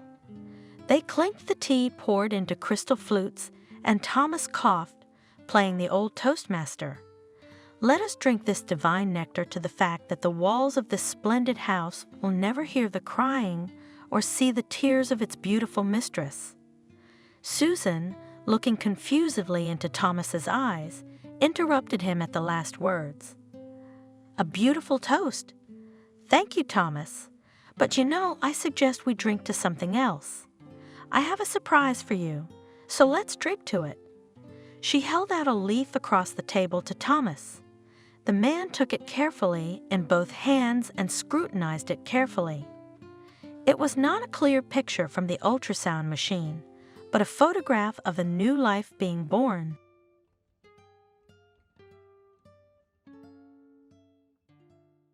Hello, this is the Stories Beside channel. I release videos every day for you. Subscribe and click the bell.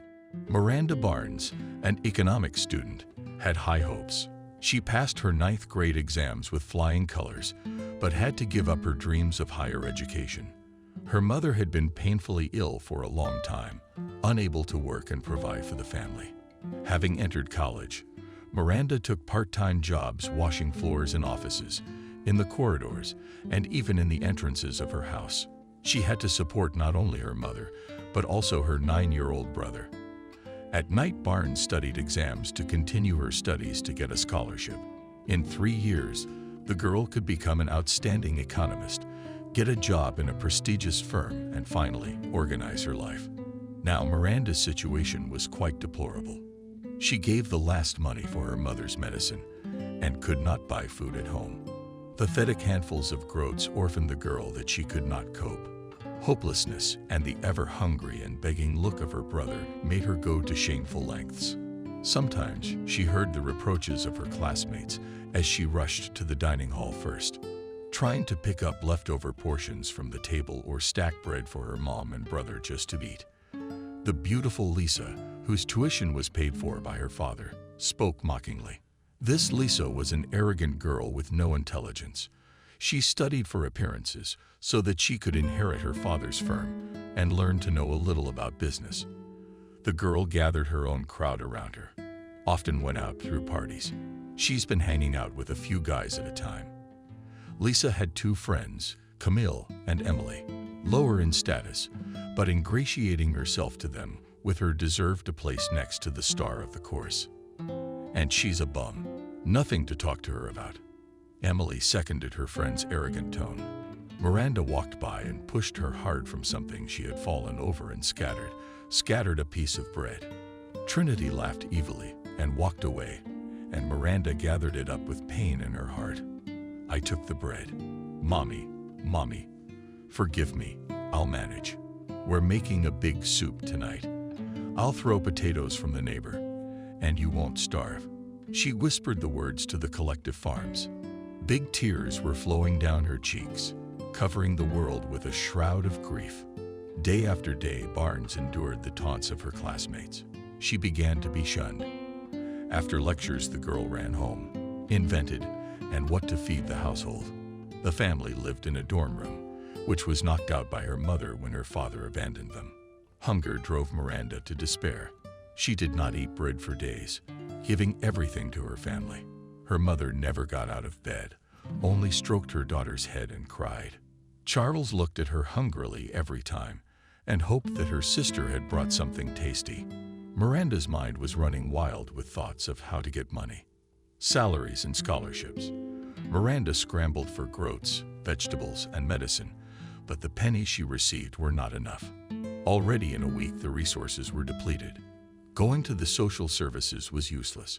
They only shook their heads that they were not entitled to disability allowance and that there was nothing they could do. Desperate, Miranda decided to find a job in a store and, if necessary, to abandon her studies. Browsing through the newspaper, she came across a suspiciously tempting offer. It was a promise to pay a fortune for a favor. Barnes decided that for the sake of her brother and mother, she would do anything, even if she had to break the law, made an appointment, and listened to the offer. But what the man offered was out of line. He yelled at his employer. The girl ran out. She wandered for a long time through the streets of the city over her head, watched the sun from the sky, sluggishly shining from behind the clouds, filling her soul with despair. When she returned home, she heard Charles crying in the kitchen. "Charles, what's wrong?" "Honey, they wouldn't let me in the cafeteria at school. They said I was a thief, taking other people's bread. I'm just hungry. You made me porridge this morning, and it's already gone. Don't listen to anyone. We'll live again, I promise. I'll pay for your meals in the canteen, and no one will say you're a thief. Wait, I brought some from college. Here's the container. It's potatoes and meat.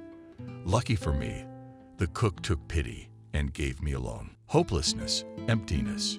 To go to my mom and ask for advice. Mom, hi, I brought some food. How are you feeling today? Thank you, my daughter. I even read a book. My headache is almost gone. Thank you. You eat, and I'll eat later. No, I ate in the cafeteria. I got a free meal. Mom, I need your advice. Help me. Whatever you say, don't be shy. It's easier to think together when you're in trouble. That's right, isn't it? Mom, the social services want to file a guardianship for us. They might take me and Charles to an orphanage. They think it's against the law. When the mother is incapacitated, Miranda, you're my girl, but you know I won't be around much longer. Maybe it's for the best. Evelyn cried and turned away. But Mom, there's a way out. Let's move to the country. Our grandmother left us a house there. No one will find us there. But you know, I'm ashamed to say that. I've been offered a job. It's going to pay a lot of money. Just you, don't judge me. I'd do anything for my brother. Mom, they'll give me $500,000 if I sell my virginity. Mother cried out. She got up from the bed and fell down, unconscious. Miranda, I realized I was wrong, to be frank. She should have made that decision herself and not told anyone what price she had paid for her well-being. Barely regaining consciousness, my mother briefly said, "Don't you dare." Then she turned away and did not speak again. What happened next scared the whole family beyond belief. In the evening, a courier delivered a thick package labeled Beauty Queen. The package contained money, 500,000 rubles. Miranda was horrified, coming to her senses a little. She pensively went through the bills, pleasant ones emptied between her fingers. Such money she had never seen before. As if in a daze, the girl didn't notice Charles enter and staggered in, staring at the money. "Oh, you've robbed someone." "I don't need that. I need you, or the police will take you away." "How will I live alone?" "I'm hungry, I'll walk." "Just give it back. We don't need it like this." The brother hugged his sister and cried silently. "What are you doing?" "I earned it. I just got paid right away. Then you have to work for another 6 months. But that's scrubbing floors. But you're a fool. You're mine." "Who's lying so stupidly?" "It's not true, everyone. You can't pay so much for the floors. Give it back. It's better to be poor, but to live honestly. And I need you more than money myself." Yes, of course. I'll explain everything later. We won't take ours. Don't worry, honey, just do your homework." A little later, James, the man with the dirty intentions, called her again. He assured that he was ready to woo a beautiful girl, that she had conquered him, and he was ready to wait as long as it took. Here, the man was not lying. Natural blonde Miranda was endowed with extraordinary natural beauty, blue eyes, unusually long, thick eyelashes, delicate, plump, pink lips, long braid to the waist, incredible stature, and slender figure made Barnes fabulously lovely. But the girl never had a boyfriend. Unrequited in love with her young men, cold Barnes rejected. She did not think about the groom and relationships. Family and school were always at the center. And now the world was falling apart. After a week, Miranda made up her mind. All the more reason to spend the money. In her heart, she had already resigned herself to it and realized that there was no other way out. As if in an eclipse, she bought 2 bottles of valerian and arranged a meeting. She prepared for the event sluggishly, dressed up in a gray dress, drinking medicine with vodka for the first time in her life. Bad weather played out outside. The wind picked up trash from the lawns and swept it from side to side. A frown from the sky shut out the sun, a hopeless life, nausea, longing. She was picked up by a black car, some very expensive brand. Miranda cried all the way, her whole body shaking. It was a long drive. During this time, the drug took effect, plunging the girl into a closer state. Getting out of the car, she saw a huge cottage. The iron gate closed behind her. The owner of the house came out, gave instructions to the guards, and led her into a spacious bedroom. Afterwards, the girl seemed to lose consciousness. Not seeing, not understanding, not feeling what was happening in the distance. An angry voice was heard somewhere. "Bitch, what are you doing there drunk? I didn't buy a sack of potatoes. Do me a favor, pretend you're not dead." He shook her and slapped her cheeks, but she had no desire to move. Soon it was over, but the owner didn't express any satisfaction. He cursed at the top of his lungs. He hurled insults. Then he told me to take this unnecessary junk away. Away. The girl woke up in the hospital in the morning. It turned out that kind-hearted passers-by found Miranda on a bench outside the house and called an ambulance. It seemed that she was no longer breathing, did not show any signs of life. The soft sun shone through the window with warm rays. The blue sky could be seen in the distance, marveling with a clear birch tint. It seemed incredibly cozy in the warm snow-white bed. The phone rang. James demanded to repay the debt tonight, demanding an adequate condition. Miranda suddenly burst out laughing and didn't stop for a long time. Then she began to sob and howl in pain and disgust at herself. The nurse who came running in shook her head. She gave her an injection and left her to rest. Miranda went to the window, opened it, and jumped outside. Her room was on the first floor.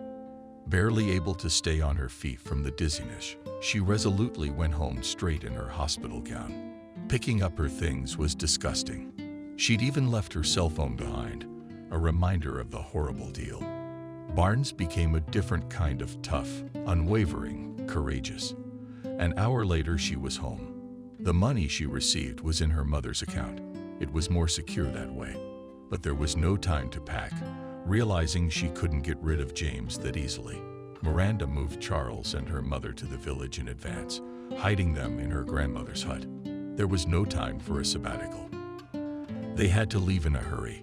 Looking at the street, I froze in horror. A black car stood at the entrance. Thinking a little, Miranda headed for her mother's closet, where old and unnecessary things were left. Had to work hard, putting on several layers of sweatshirt pants. On top of that, she put on an intimidating-looking wool dress, covered her shoulders with a shawl over her head, tied a shawl over it up to her eyebrows. Had to work on his face, making a few strokes with a dark pencil. In this guise, Barnes would not have been able to recognize her own mother's down-moth mother, but she closed the room slowly. Limping out into the street, without looking around, she moved away. After a few hundred meters, Miranda walked into a shopping mall, dumped her things in the restroom, and washed her face. But it was dangerous to go to the train station like that. Withdrawing a small amount from her card, she called a cab and drove to another city to take a bus from there. Late in the evening, the girl boarded a bus going to her mother's ancestral nest. In the morning only she would reach the final stop where her new life would begin. That same day, James owns a car dealership and wants younger girls. Was ready to turn the whole town over looking for Miranda. His men searched the room, circled buses, trains, visited the college. But the girl disappeared without a trace. The man searched for her for another week in a rage, and then resigned himself to buying a new toy. Miranda, on the other hand, finally breathed freely. The bitterness of having to drop out of college soon subsided. A new leisure chair was bought for her mother. Charles was placed in a local school, where he made new friends, easily establishing a rapport with the class. Mindful of poverty, Barnes bought her brother clothes and toys, learned how to cook, spoiling the family. Outdoors in her home village where she was born and raised, Evelyn was able to feel much better. She started getting up, walking around the yard, inviting acquaintances to visit. Miranda herself took a job at the hospital as a cleaner, realizing that the money would quickly run out. It would seem that now everything will be different. However, suddenly the girl learned terrible news. She was pregnant. Miranda felt sick for a month. Then she realized that nausea and weakness is not for nothing. At the hospital, some nurses she knew got in touch. She met a gynecologist. That's how Miranda found out that in a few months she would become a mother herself. And from whom? The thought of James brought fear and disgust. One night she went to her mother, determined to tell her everything. "Mom, I'm sorry. Daughter, don't say it. I can't take it. I never will. What happened? I know, it was clear right away, but I'm expecting a baby." Miranda cried out, "Evelyn, what are you doing? Once you know how to do it, what do you say? Life is out of your heart, but don't say anything yet. I need to think. You know I won't retrain you. What will you decide? It's up to you. Now go and leave me alone. I can't think straight yet. I'll hurt you. You can't forgive me with harsh words." As Miranda left, she saw her mother weeping inaudibly, her chest sighing heavily with pain. It was their last conversation. In the morning, Evelyn did not come out for breakfast. Anxiously, Miranda passed into the room. Her mother was lying on her back, smiling. "Real estate," next to Karabanov's note. "I'm sorry, I've put an impossible burden on you, all because of me. Take care of your grandson or granddaughter. Mason, name it. Bless you, be happy for me. Don't cry there, I'll be happier." Long Miranda sat over this scrap of paper beside the one she loved with all her heart, burned heavy, fell on her shoulders. pressed to the ground, as if she would not get down. The soul is all living things on earth, burying her mother, the girl, as she could comfort her brother. Every day he ran to the grave, lay down on the cold stones, and cried. Pregnancy was not easy, but obeying her mother's dictates, Miranda was determined to keep this soul innocent of the sins of men. Charles had changed. He hardly spoke to his sister, walking around, hanging around in the countryside for days on end. It was as if he was jealous of his sister, thinking he was alone in the world. His mother was dead, and he wouldn't need him anytime soon. One day he didn't come home. All the money was missing from his wallet. A month later, a letter arrived from an orphanage that was in a neighboring town. It said that Miranda Barnes was to appear immediately for a court hearing. She was not yet 18 years old at the time. During the proceedings, it became clear that the children should remain in the care of the state. It turned out that Charles himself came to the orphanage, asking for a place. The scandal around Barnes gained momentum. The pregnant girl could not allow such an attitude. She threw everything to the mercy of fate and ran away into the unknown. The wandering continued. Now she had neither mother nor brother, and it was dangerous to return home. The only consolation was that in a month she would be 18, and after a couple more months she would become a mother, and then she would be able to build her own life. Miranda had no choice but to return to the city. She rented an apartment for 2 months, bought things for the baby, and had little money left for living expenses. But then she could go back to her dorm room and find a job. The only thing left was to hope for a care allowance after the baby was born. Now Miranda felt incredibly sad and lonely. It was as if half her life had been lost. Once in her life. 2 years later, Miranda was raising her son Mason. She was struggling to pay for daycare, to run a household. The allowance wasn't enough. So as soon as she managed to get her son into kindergarten, Miranda found a job at the airport, cleaning restrooms. But the pay was a little higher than for a regular coupon in the stores. It was only her second month. She did this job, took Saturday and Sunday off to take care of the baby. Life seemed hopeless. The endless scrubbing of every surface, floor to ceiling, was starting to make her arms and back ache. Already at a young age, she had compromised her health and probably earned a chronic disease. The dream of getting an education seemed to be in the distant past. On another day off, she took a walk in the park. Enjoying the beautiful spring weather at the nearest stall, she bought some food. It was the first time in a month to treat herself and the child to something tasty. So she walked down the alley, serene, watching her son play. "Look," the girls heard someone's mocking but familiar voice beside her. "Barnes, you only want to eat. Always hungry. Nothing's changed. Where'd you go?" "Got kicked out for stealing bread." Her friends laughed and wanted to say something nasty. At that moment, Mason ran up to Miranda and hugged her with his little arms, resting his head on her stomach. "Mommy, Mommy, let's go over there." "Woof." "Mom, go. Come on, son. Show me where the woof is. Be careful, they can bite." Bite and no hand. The girl grabbed her son's hand and jokingly tried to bite him. They both laughed and walked away, leaving a stunned Lisa, the former classmate, and her girlfriends in thoughtfulness. The picture of family happiness, pain slashed, heart hovering. They fueled time, living as if in a fog, unable to see the meaning of life. Partying got boring. Studying was annoying. Sham friendship was a convention. Now before their eyes unfolded the picture of a kindly, warm relationship between a son and his mother. They didn't have that. Something twinged in their souls, but it didn't come out. It remained deeply hidden. "Let's go. Our fool is also a whore. You, forget it. My Arcelor is so cool. Lisa loves me so much." But she thought sadly that only a child is ready for selfless love. Barnes, on the other hand, was indifferent to such remarks. It was only sad that she had to abandon her studies. She could have been a good financier. On the course, Miranda coped with all the tasks better than anyone else. She found solutions easily and planned things well. Once she even found a mistake in the accounting reports, Because of this, she could lose her scholarship. It's all ahead of her. I can do it, she said proudly to the entire park. The emptiness around, she replied as Mason ran beside her, captivating in its agile, intricate nature. The child was no trouble, immediately showed independence.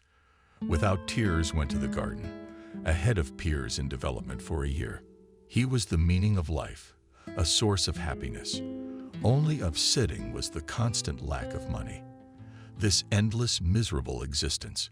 But Mason, as a grown man, did not complain.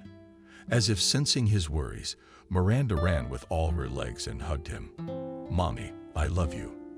The work continued, only the desire to please her son, at least something, gave strength. By the end of the day, my legs wouldn't listen.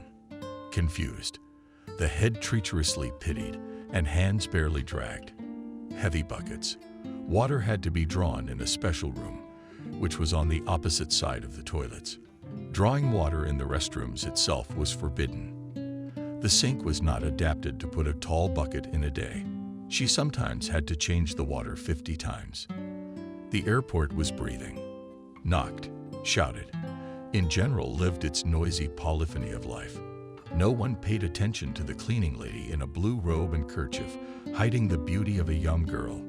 The annoyance was poked when she put a sign about cleaning stalls were memorized, and a mop was thrown into a bucket with annoyance. She could easily be yelled at, considering dumpsters to be an inferior, unworthy link of humanity.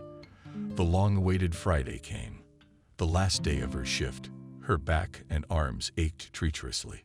Miranda dragged a bucket of water to the men's restroom, thoughtfully tilted her head, and didn't even realize how she crashed into the man. The bucket insidiously slipped out of his hands, and a knee-deep stream of water hit him, a tall gentleman in a black coat. The man dropped the folder out of surprise. The sheets scattered and sailed like long-distance ships into the distance. And then, my dear, what kind of sabotage is this? The man shrieked indignantly. Oh, I was scared to death. Miranda, I'm sorry. I'm sorry, for God's sake. This man's face she had definitely seen on TV, so she rushed to gather the sheets. The one who had gone sailing. Out of curiosity, she glanced at the contents. Something caught her eye. She absent-mindedly, aghast, gathered the rest of the sheets and sat down in the middle of the waiting room in a puddle. The reading was curious. Someone who could circumvent the law in such a sophisticated way was admirable.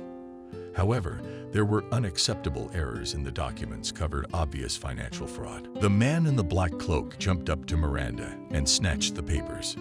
"You don't need these." What tactlessness. He wanted to leave, but involuntarily admired the girl. Barnes's headscarf and Russian braid fell treacherously to her knees.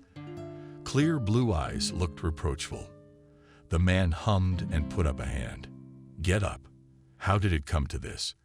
That you run around with such heavy buckets, adult uncles knocking down. A saboteur. Excuse me, I work here." "No, I wasn't planning on running over any grown men." Suddenly, as if from beneath the ground, 2 guards of huge staff men appeared, obligingly closing them off from Barnes and the mayor of the city. She recognized him now. However, she managed to shriek shrilly, "Jacob, excuse me, may I address you?" The mayor, smiling, approached Miranda. He was flattered to be recognized. "Report, Comrade Cadet." Jacob shrank back in tone, whispered Barnes. "There are unacceptable mistakes in your documents. They stretch to several years of imprisonment. I'm sorry, but I'm sure it's someone's evil joke, or in other words, someone wanted to trick you and set you up." "What? What are you talking about? How dare you even say that to me? There's no such thing as a janitor with legal skills. I'll check it out though. Goodbye." He said something to the guard and left. The ambo moved towards the girl, scaring the hell out of her with his determined look. Miranda expelled and ran away. However, she slipped and fell into a puddle. The guard was approaching already with a soul-filling intensity. She got on all fours and quickly crawled away. However, she slipped again and collapsed. "Madam, you are all right," gargled a voice from above. And the man obligingly put up his hand. "Why did you fall from me? Let me ask you this. I need to write down your phone number." "Ah, that of course I understand." After writing down her details, the AMBO withdrew.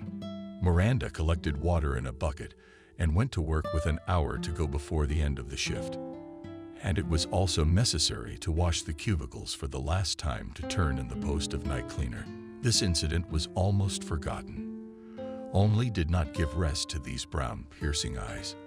The Major was a truly handsome man. Miranda mentioned the conversation and the smile with which Jacob looked at the cleaning lady. The story, however, continued quite unexpectedly. On Sunday, she received a phone call from the city administration. "Hello, can I hear Miranda Barnes?" "Yes, this is me. You have a call from City Hall on behalf of Jacob. Monday, May 25th. You need to come in for an interview." "What interview? Will they explain it to you when you see them?" "Good day." Miranda hung up the phone in amazement, then exhaled and ran to her son's room. "Mason, my son, how much I love you. Mommy is very, very, very lucky." She namesake tickled and tossed her son, expressing with that exuberant delight. "Mom, did they give you a present?" The administration had to be packed very carefully, but there were no decent things. She found only black classic pants and a white blouse. There was not enough money on the cover. She had to tidy up the things she had. The looks, on the other hand, could be worked on. From the evening, she led the way on the tiles, determined to curl at least her hair. In the morning, she took her son and began the transformation. She chose from the meager cosmetic pink lipstick, brown pencil, and mascara, slightly added eyes, tinted eyelashes, slightly touched lips, lipstick, unraveled her hair, which incredible cascade turned an unassuming cleaning lady into a Hollywood beauty. Dressed up, she headed to the interview, trembling like an aspen leaf. Miranda's dazzling beauty impressed even the guards. They silently took the passport, intently and brazenly looking at Barnes. The pass was ready in advance. Armed with a plastic card, Miranda went to the second floor. She was met by a friendly receptionist, explained the nature of the case. It turned out that the administration had fired a consultant, an economic advisor on purpose or inadvertently, who had made a mistake in important reports of the very ones that sailed like ships, trying to tell the catchphrases. The first interview was conducted by the head of the financial department, Noah. He asked formal questions, twirled his ninth grade honors certificate, shook his head. "Miranda, do you have any other education?" "No, I didn't graduate from the College of Economic and International Relations." "You are on maternity leave from your sabbatical. Can you continue your studies?" "Probably not. I can't recover. It's been too long. And if you are helped to recover, are you ready to study?" "Yes," Miranda said without hesitation. Her heart jumped joyfully in her chest. "Tell me, how much did you study for a year and a half? And let me clarify, how did you study?"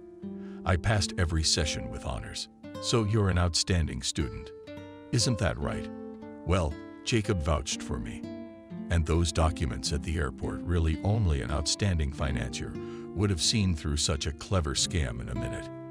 "Oh, you're not an easy girl," suddenly fatherly told the interlocutor. "Only your soul is tormented by grief. Well, it's not for me to tell you. I think today you should meet with your benefactor. And then it's off to human resources. But sweet young lady, have a nice day. I'll see you later. Thank you very much." Miranda left with a light heart. She didn't realize that such a responsible, nervous position in the administration could be filled with kind, helpful people. The secretary escorted her to the mayor's reception area. The personal assistant greeted her less welcomingly. He smirked wryly, staring at the visitor's old black pants. "If you'd be so kind as to wait a moment, I will inform Jacob." She picked up the phone and businesslike reported Miranda. A minute later invited into the office the mayor in a huge leather chair, bright red, squinted slyly, considered the applicants for the new position. A powerful energy emanated from the man. With one look, it seemed he could take cities. "Hello, sweet saboteur. Good afternoon, Jacob. I am incredibly grateful for your invitation. I promise, if I'm allowed to work, I will work hard. Miranda Viktorovna, there's no need to be so formal. I've looked into your background and made some inquiries. I'm sorry that the best and most promising students have to drop out because of their families. It's true. Your mother and brother needed care. If necessary, Charles will come back and live with you. Miranda couldn't stand the tension, and large tears ran down her cheeks, leaving black smudges of cheap mascara. The man, on the other hand, lowered his head, barely holding back the tears raiding his neck. He remembered that poor girl with the big bucket there at the airport, and she was a financial genius, faithfully abandoned by everyone. The poverty was there, raising a child, a beautiful, intelligent girl whose fate was so unfair. Miranda wiped away her tears and looked directly at the mayor. I will be grateful to you for the rest of my life. You saved not only me, but also people dear to me. May the belief that there are still good people willing to help a child in the world. Miranda, we'll meet again. Perhaps you should go to Human Resources, and believe me, it's all behind you. I am now personally looking after your future. Pletneva vented her frustration on herself as well. She thought painfully about whom he had written to her and missed her, but she didn't want to be a burden. That's why he ran away from home. Thought it would be less trouble for his beloved sister that way. Miranda never accepted his brother's sacrifice, and now she could easily take him away. The unexpected patronage gave her strength. With a sinking heart, she took the list of necessary documents from the personnel department and left the building. The world was different. Happiness filled her soul, but she still had to wait for the settlement at the airport. The little money needed to be spent on a decent suit. For the first time in 3 months, there was no need to drag heavy buckets across the hall. She raised her head to the sun, but suddenly noticed James, Mason's father. But the man, though he recognized her, only grinned and drove away. Barnes, and it was scary. Life was just getting better. And then a call from the past. A coldness filled my soul.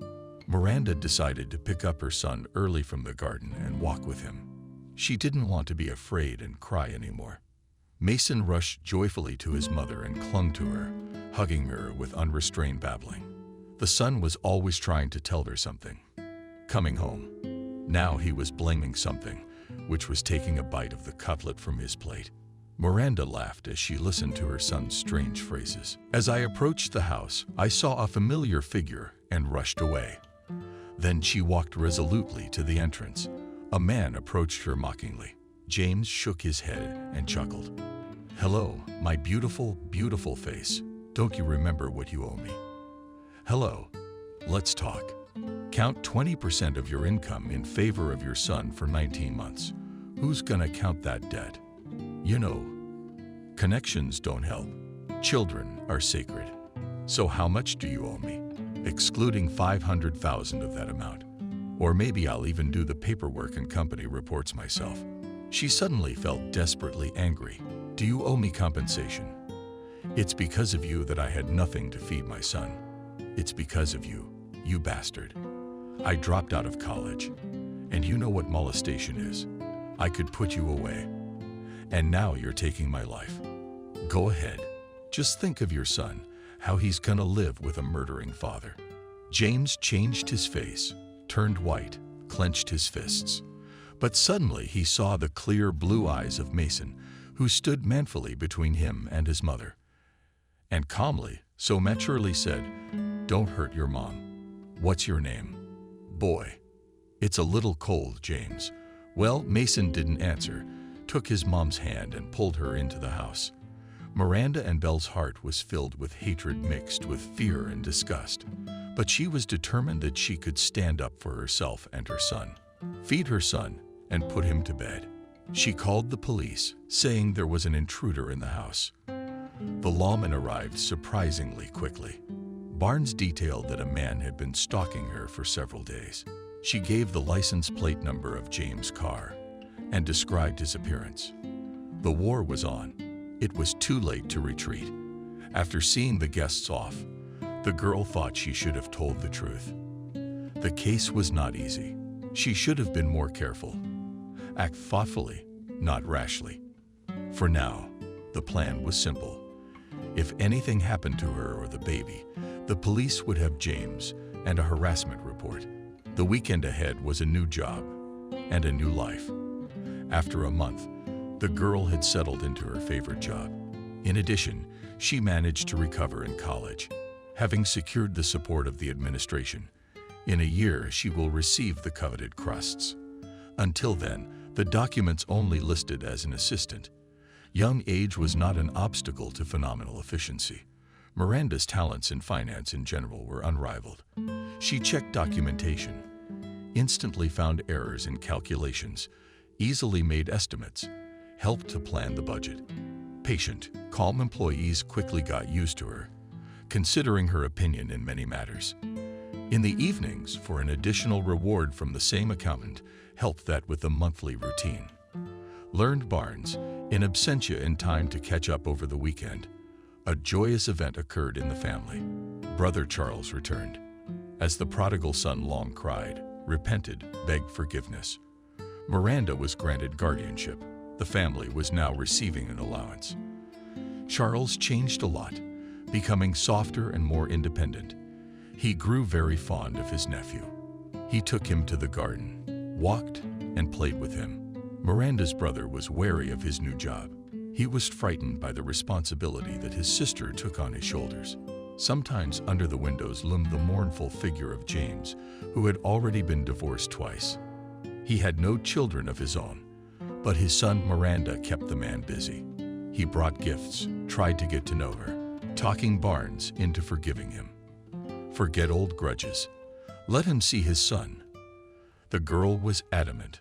Over time, working in administration hardened her, made her tougher. By duty, Miranda communicated with different people, met on work with adult established personalities, sharks of finance, different kinds of bosses, owners of entrepreneurs.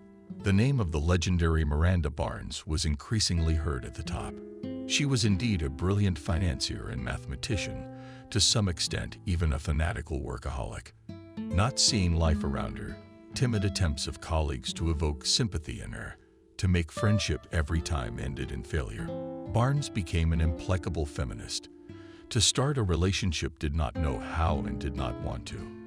It was only with a sinking heart that she entered the mayor's office. He was the only one who caused her any kind of crazy excitement and trepidation. The girl hid these feelings deep in her heart, not changing the cold expression on her face under any circumstances.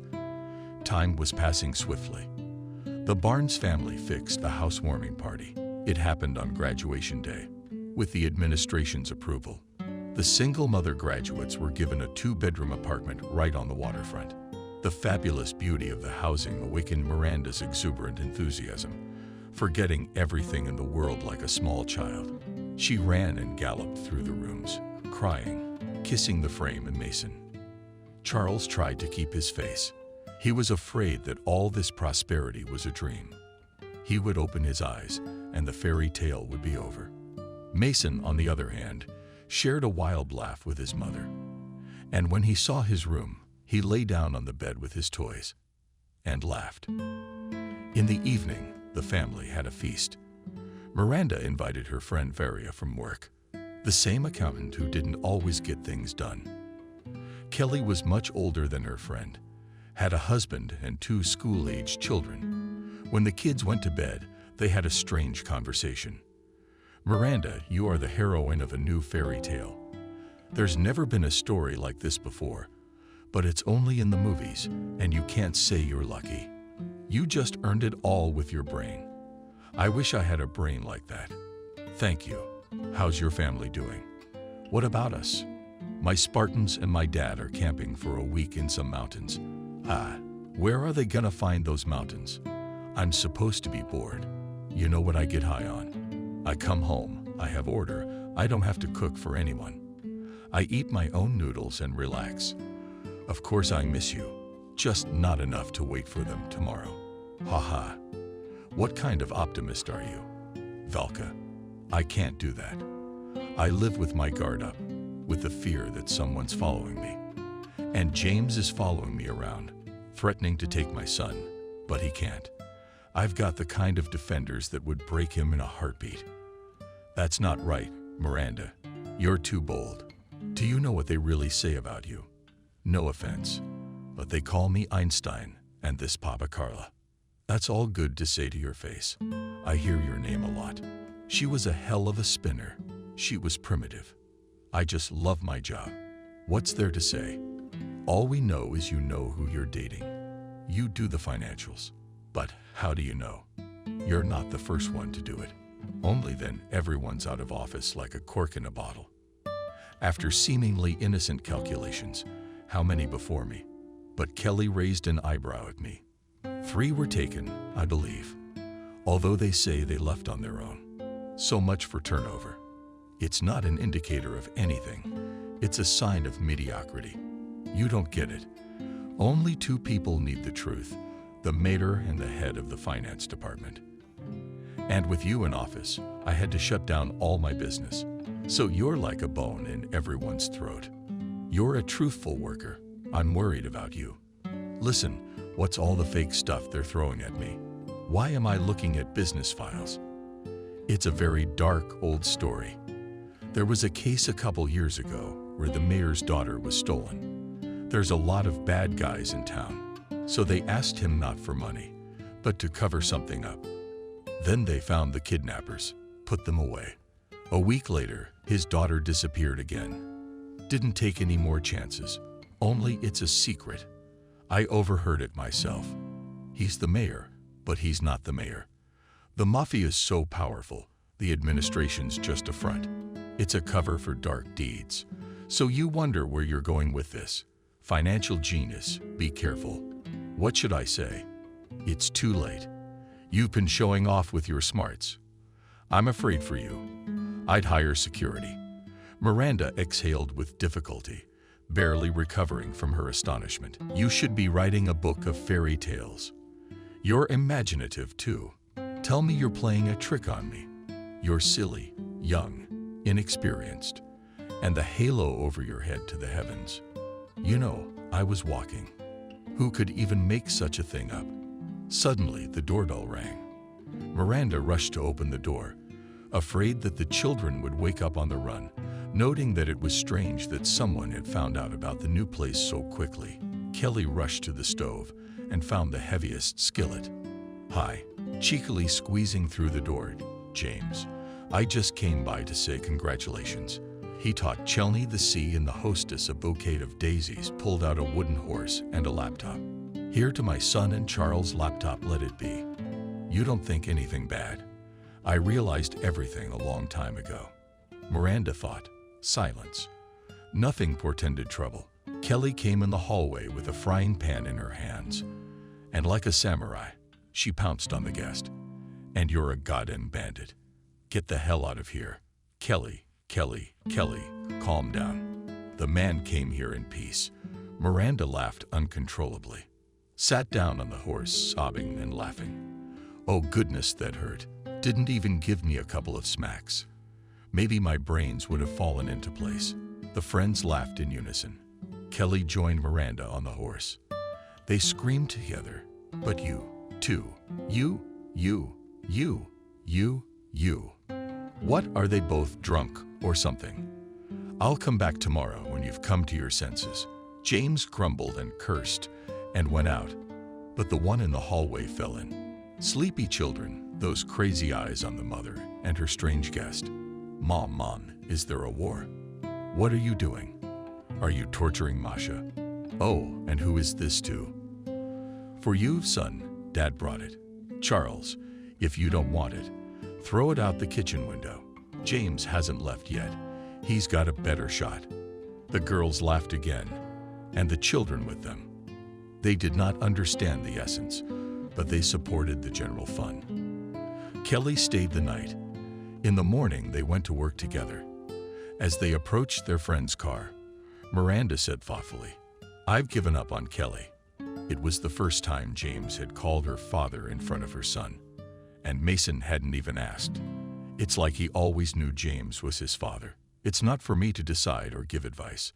It's bad enough without a father, but it's worse with a citizen like that. He'll never change. You shouldn't trust him. We'll see. But it's safer if there's a truce. When I think he's going to steal my son, I feel that. When they got to the administration office, the girls separated. Miranda sent her friend to work and went to the nearest stall to buy a local newspaper. She liked to read the news on paper. But this time Barnes never showed up at her workplace. The whole staff called her and visited her at home. Charles greeted the visitors anxiously. The news of the disappearance stunned him. But the boy was bright and independent. He decided to pick up Mason from the day care center himself and then invite Uncle James. Although he disliked this man, but he did not know the whole truth, so he decided that the adult would help them get away from the guardianship. Charles realized with a secret instinct that something similar would happen to his sister, but no grief would break him, and he would not leave his nephew to his fate. Until evening, no one could find traces of the disappeared girl to the stall. She had never made it. The saleswoman knew her by sight and convinced her that they had seen nothing.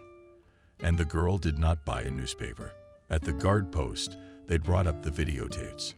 But the girl calmly walked along the road and then sharply accelerated her step and turned the corner of the neighboring building, where there was no stall. What happened, and why did she change her route? The guard asked. She told me to go, and she seemed to be rushing me. But I can only speculate on that, Kelly said bitterly. In hot pursuit, Miranda was reported missing without waiting for the allotted 3 days. What kind of law is that? It takes 3 days to kill a man. And the police are waiting for something. A week of searching hasn't yielded any results. That day, the cameras were covered up or defaced. What happened to the girl after she rounded the corner remained a mystery. Went through all the new cars entering the yard. Reviewed the security footage from the cameras inside the entryway. The trail was broken. The cops were just throwing their hands up in the air. Jacob was walking around scowling and angry. It was as if he knew something, but when questioned, he was short, to the point.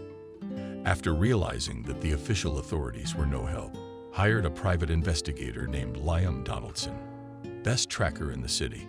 The mayor had a long talk with the detective.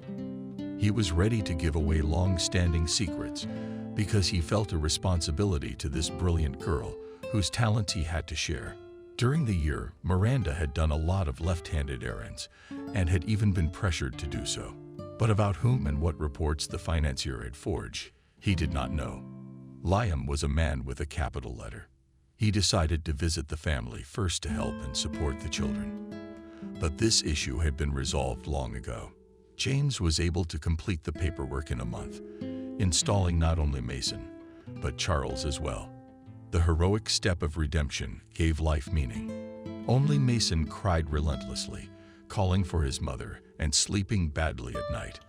When the detective visited the children, he saw them in a dejected state. Life flowed mechanically among them. Nothing gave them joy. Charles tried to tell as much as possible about his sister. The detective dwelt especially on the 2 moments of the escape to the village and the incident at the airport. Charles, did your sister ever tell you what she did at work? But you know, she even showed me. She used to bring it home. It was nothing special. You know, calculate sums of money. Like building a house, for example, or write a report. How much you spent, how much you saved. That kind of thing. What time did you usually get back?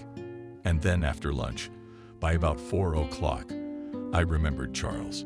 She was often late. It was rarely before the weekend, usually at the end of the month. So every Friday at the end of the month, she was later than usual. Yeah, she'd come in before Mason's bedtime almost. The baby doesn't fall asleep without her. That's about 10 o'clock. Did she say where she was? No, she just said she was doing reports. Didn't get there in time. That's weird. You know my sister, she's very smart. She did all the math. She got it all in right away. Even helped a friend do the math. Kelly. Yeah, Aunt Kelly. She's so funny. And she always gave us candy. She was here a lot. So I hear they were talking about something important about work. Not us. I mean, they talked about the kids and how to bake pies, and nothing about work. I think the only person who came to my sister's house was Uncle James, but he's kind of a dad now. And Aunt Kelly. We've only lived here a short time. Charles got sad all of a sudden, and then he cried and ran off to his room. Yes, Liam said, closed his notebook, and walked down the hallway to James. He didn't speak to him. He only said that he knew nothing about life. Miranda. He was lying, of course, but there was no point in pressing him. On his way out, the detective caught a glimpse of the missing woman's shoes. The stilettos revealed a red clay bolt. It was quite unexpected. This kind of raw material could be only in two places outside the city, in a dacha settlement and in a brick factory. However, it was possible to search for it. Liam secretly stole the shoe and left. The conversation with you led nowhere. She was convinced they worked together. They didn't know each other very well recently, and she didn't tell any secrets. The other employees were no help either. Miranda had fantastic talents in the field of finance, perfectly solved any problem. The detective did not leave the feeling that everyone was hiding something, afraid of invisible retribution. The disappearance of the star employee frightened the entire staff. No one wanted to be in her shoes. Liam analyzed all the answers in his notebook and decided to follow up first with the sleuth and then with the mayor himself. But he first of all went to the head of the finance department and demanded those reports in which the girl had found an error back at the airport. But those documents disappeared without a trace. What errors did you find? Miranda was a mystery and the correct materials were useless. It's a shame that ends here, and there got cleaned up. Liam glued his mustache on in the restroom and put on a hat. In this form, he headed Zavalli, who had come out of the administration. Kelly, smiling, walked leisurely to the house behind which Miranda had disappeared. The detective followed her. In the morning, it appeared that the famous Donaldson had disappeared. Didn't search any more offices and asked him for anyone. Jacob tried unsuccessfully to call. The phone was unavailable. The detective was missing too. Barnes woke up in the hospital. That's what it seemed to her from the white bed and bedside table. The only strange thing was that there was a desk with a laptop and a comfortable office chair near the grated window. She was alone in the room. What had happened to her? Miranda didn't remember. Had she changed as she separated? Called out the front door. Then saw on the corner of the house Jasoba, strange good to her girl. Without thinking, followed the mayor, surprised by his strange behavior. He disappeared around the corner, and after that, a lapse. Only now she woke up with a terrible dizziness and weakness clicked at the door. A girl in a white robe, cap, eyes and a mask wanted food cart entered the room. Silently, she left it and walked out. Another click, and she was locked out. So it's a kidnapping, and who would want it? It was unclear. Miranda wasn't a spy or the daughter of a millionaire, but she could have been kidnapped for her talents. There was no other reason. And yet Kelly had warned Barnes had been silently fed for 24 hours. No one had spoken to her. An attempt to break out of the room was unsuccessful. At the door, she tried to rush out, but ran into the darkness, and two dark silhouettes moved towards her, and one took her like a doll by the shoulders and put her back in the ward. It was truly an intimidating sight and stature. A godlike man, clad in a special black-colored uniform, as if in a spacesuit. The next day, Amble silently deposited a mountain of folders in front of Miranda and put down one word: analysis. Report an intimidating pile. The work was not intimidating, but comforting. With enthusiasm, the young financier set to work, hoping that for her diligence and obedience she would gain her freedom. Not without reason these masks in the movies, after all.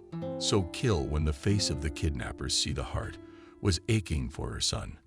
But the calculations soon distracted from sad thoughts. In 3 o'clock, the girl did a brilliant job. She entered data on the shortcomings, miscalculations of the firm of the papers that were given to her. She had even made a forward-looking profit plan. then sat down and thought. A construction firm. The accounts were all clean. The bookkeeping was perfect. Why was she kidnapped for such an unnecessary and stupid job? They could have just hired her outright. It wasn't clean. She soon realized this when a guard deposited an envelope labeled assignment. After reading the list of requirements, Miranda was horrified. It was exactly the job she'd once been offered by a thin man with a false mustache. They had seen each other at the brickyard. Having made an appointment with her, threatening her, she refused then, emphatically could have fulfilled all the points. But that carries a hefty criminal record. She wouldn't do the job. Then something rustled at the door. Pictures of Charles and Mason entering the entryway. Today's date on the back. Signed, Be Smart. Donaldson, with a heavy head, woke up at the train station in the far corner of the ordnance. Strange that the guards hadn't woken me up until now. There was all the noise, yelling, running around. He remembered Zavalier turning the corner. And then something stabbed him in the neck. He went into the restroom, horrified when he looked in the mirror at the red dots on his neck. They were burning. 6. The injections meant the drug had injected a horse dose. He'd been taken out early, so he was on the move. That's right. But Kelly, was she really involved in the disappearance? There was no doubt about it. Examining the clothes, Liam chuckled. That was a tricky one. He was wearing a straitjacket, not a dime in his pockets. At least they left him alive. At the station, he went to the information desk. Passers-by were working away from him. He asked a ridiculous question. What city am I in? I know, but not in New York, my dear. Forgotten. I'll call someone who knows. But you, get out, you evil spirit. Playing the part, Liam ran out into the street, deftly approached from behind some guy, took off his jacket and ran away. And robbed. There's the crazy guy. There's my raincoat dripping. He took off my coat. Donaldson deftly confused his pursuers, running into all kinds of nooks and crannies. Then he broke off a little. He calmly entered the store, put on another man's coat, came out and walked briskly down the road as if he were strolling. It was necessary to find out where he was. He went to a newspaper stall and, parodying a foreigner, asked for a map of the city. Krasnoyarsk was given to him. He dug in his pocket, fumbled for the guy's bills and change. Then, as if he changed his mind, shook his head and left without the map. My head was spinning. How? How could such a thing be done? What's the date? If by car, I had to be on the road for 3 days. Why go to all this trouble? Why go to all this trouble and expense? Only a woman like Kelly would ask for a job like this. Not capable. They're ladies on wet cases, but maybe they didn't want to deprive the world of such a valuable man. The situation was unenviable. Without papers and money, there was nothing to be done. They'd give the police at least some paperwork and let them make a phone call. Liam kept muttering aloud, trying to cheer himself up. The madness of bureaucracy had begun. They searched for an escaped patient, not allowing him to make a phone call and putting him in a punishment cell. Then they called a psychiatrist. They wouldn't take a statement in the end, but they did let me make a phone call. I remember the mayor's number by heart. Liam called, explained his situation. Already had to write an official request with a photo. It was only then that Donaldson was believed. They quickly found his data in the database and issued a certificate. According to this document, Jacob sent a fee for work with transfers. Donaldson bought a train ticket. After 2 weeks of wandering, the detective returned to his hometown. It was the 3rd month since the disappearance of Miranda. In the city, the detective was in for a surprise. Miranda felt terrible. She had been working for 2 months for some gangsters who were not only laundering money, but also outright robbery. What she had to do was disgusting. The girl lived as a prisoner machine, as a robot counted, invented ingenious machinations. But to live in confinement was unbearable. Optimism and strength left. Walks did not please, and the thought of children brought endless longing. In time, their lives seemed worthless and unnecessary. When Miranda became depressed and refused to work, she would get new photos of her son and brother. One day, they even managed to get a photo of a uniformed Ambo putting Mason in a car. Fear for the children gave her resolve, but the life was slowly leaving the body. Something had to be done. A message had to be sent. The message should be encrypted in numbers, but that wouldn't work. There are enemies around, ready to sell another man's life for a penny, but you can hide a piece of paper with a note. Walking, Miranda saw high stone walls. She'd been put in some kind of abandoned hospital. You could at least try to throw an airplane over the walls. She could walk the grounds unaccompanied, just two bright eyes watching from afar. A light airplane might not fly. There's an empty bottle lying around. It'll do.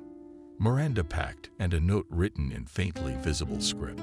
She looked back at the guard, waited for him to turn away, and tossed the bottle behind the wall. A soft, booming sound told her that the bottle hadn't broken beyond the walls of the lawn. What was out there behind those stone walls? Unknown. But it was worth a try. She'd figure it out again. What to do. But no one spoke to her except the girl who conducted the meal, the nurse. As Miranda called her, spoke to her only on distracted topics. Perhaps the kidnappers knew. Pernicious. There is long silence and loneliness. After 2.5 months of imprisonment, Miranda received a visit. Jacob met with the arriving detectives secretly at his dacha. There were surprise traders around, as if someone was secretly watching him every day.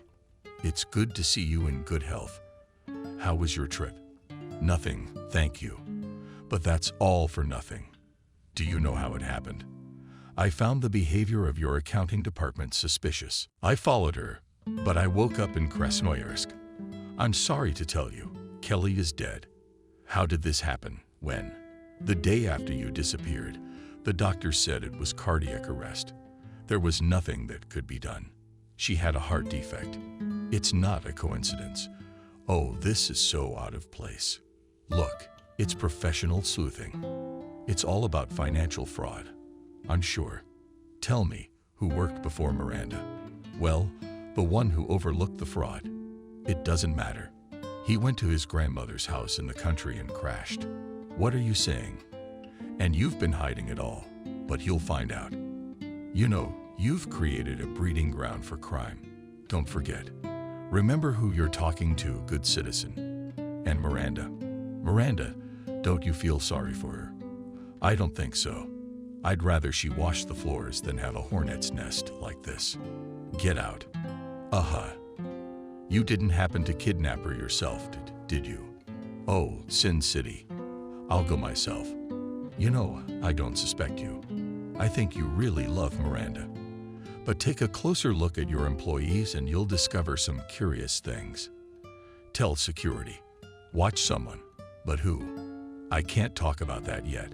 But Donaldson came closer and whispered, I'll tell you if I have to, but not yet. Pretend we had a bad breakup. But if you can't do anything, then go away. I don't need your services anymore. Goodbye. We won't see each other again. I'm going to Krasnoyarsk.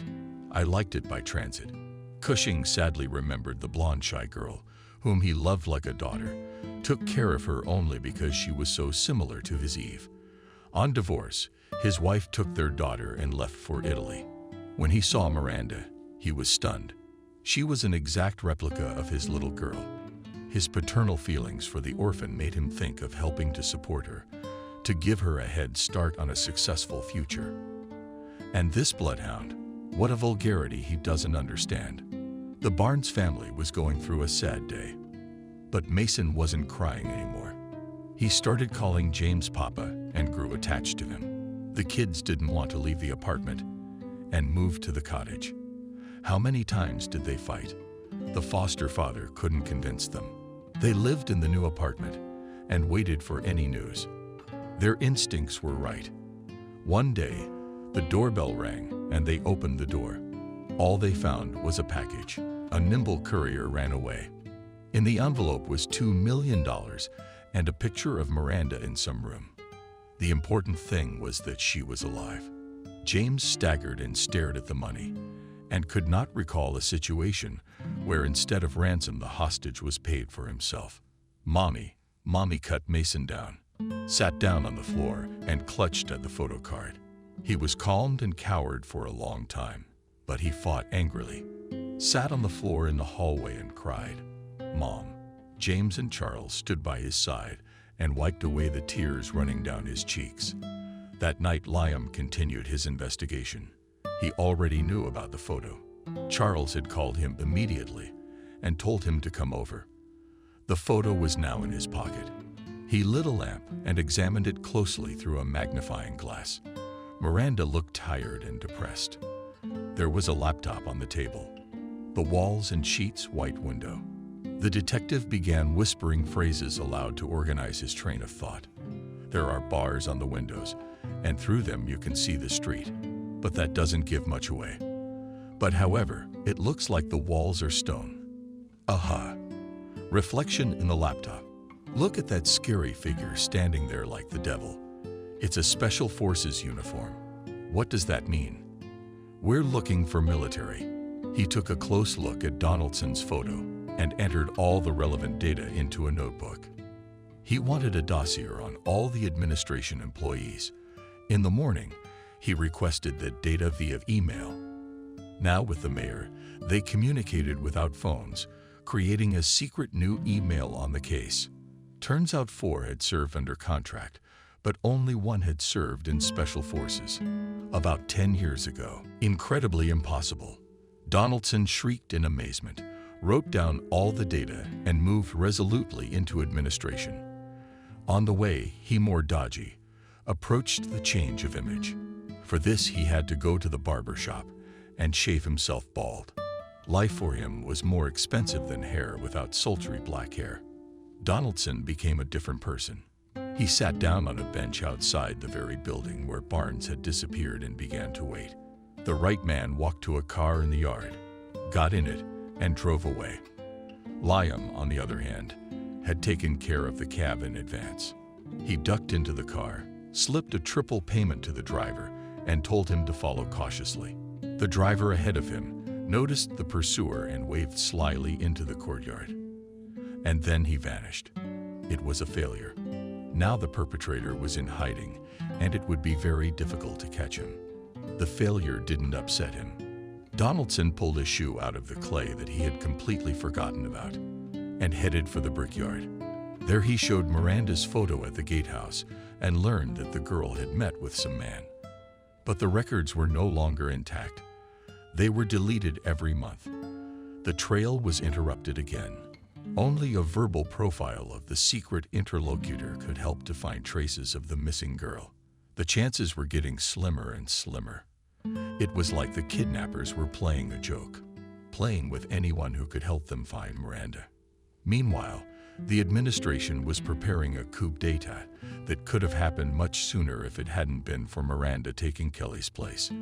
A malleable and savvy female accountant came in, but the Barnes position was not being given to anyone. Noah, the head of the finance department, handled the absence of an employee to spread out the duties to other employees. During this sorrowful, difficult time, the unbelievable happened when Donaldson was so close to almost figuring out who had kidnapped Miranda and why. The doorbell rang for the Pletnev Jr. family. Charles opened the door and froze in amazement. On the doorstep stood his sister Miranda, in person. "Charles, hello."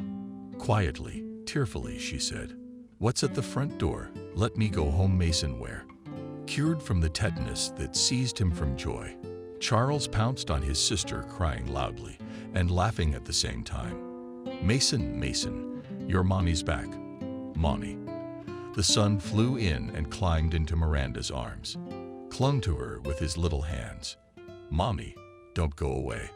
I'll be good anymore. My darling son, my favorite."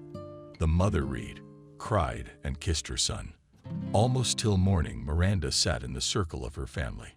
In her arms fell asleep Mason, Charles, inquiring details of her sister's disappearance, but she gave a bizarre version. She claimed she'd gone to visit her mother's grave. She'd gone in secret so Mason and Charles wouldn't get involved. She wanted to come back, couldn't make a quick call, lost her phone. And then she got sick and was in the hospital. She was afraid to scare her family. The doctors said the disease was incurable. I'm sorry, Miranda, but you're lying. Charles, don't say that. It's a miracle I came back. I thought I'd never see you again. And look at this. The girl took out the photos.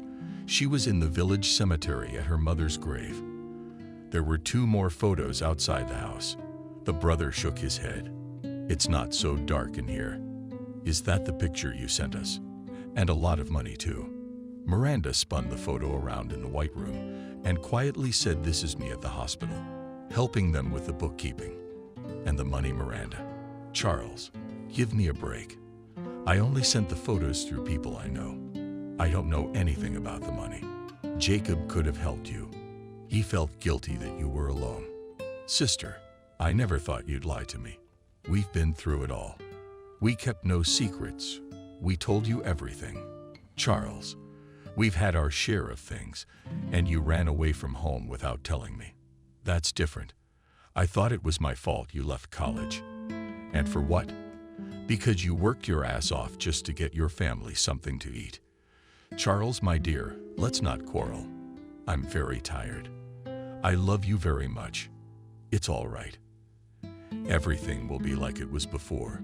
We'll be together. The brother silently hugged his sister, shook his head, and said angrily, "And James didn't show up today. Isn't that strange? He always sleeps over. The day you got back, he disappeared. Don't make that up. He must be busy. We'll talk to him tomorrow. Good night." Good night. Miranda laid Mason down beside her and let her feelings come out. She sobbed long and uncontrollably, even though she was outside the stone wall, but it made no difference. The mousetrap had slammed shut. Hopelessness recalled her whole life. There was no sleep, and both body and soul were exhausted from forgetting. Barnes closed her eyes and stopped meeting a week before her release. That day, Lisa entered the room to join her. The meeting did not go away, kindly or mentally. The guard silently cuffed her hands together and sat Barnes on the floor in a contemptuous grimace. The former classmate walked over and forcefully slapped Miranda across the face, then sat back in her chair. "But you're just the heroine of the wrong novel." "Ha ha. Lisa," the captive said with horror, "you can't be here like me where I want to talk. Look how well my daddy didn't put you up. I wouldn't even give you a bowl of porridge. You're a miserable, hungry beggar all the time. You steal to eat, and you're still miserable. Why are you so mean? What have I personally done to you?" Wrong answer. Lisa stood up and punched Miranda again. "You want to hear a funny story?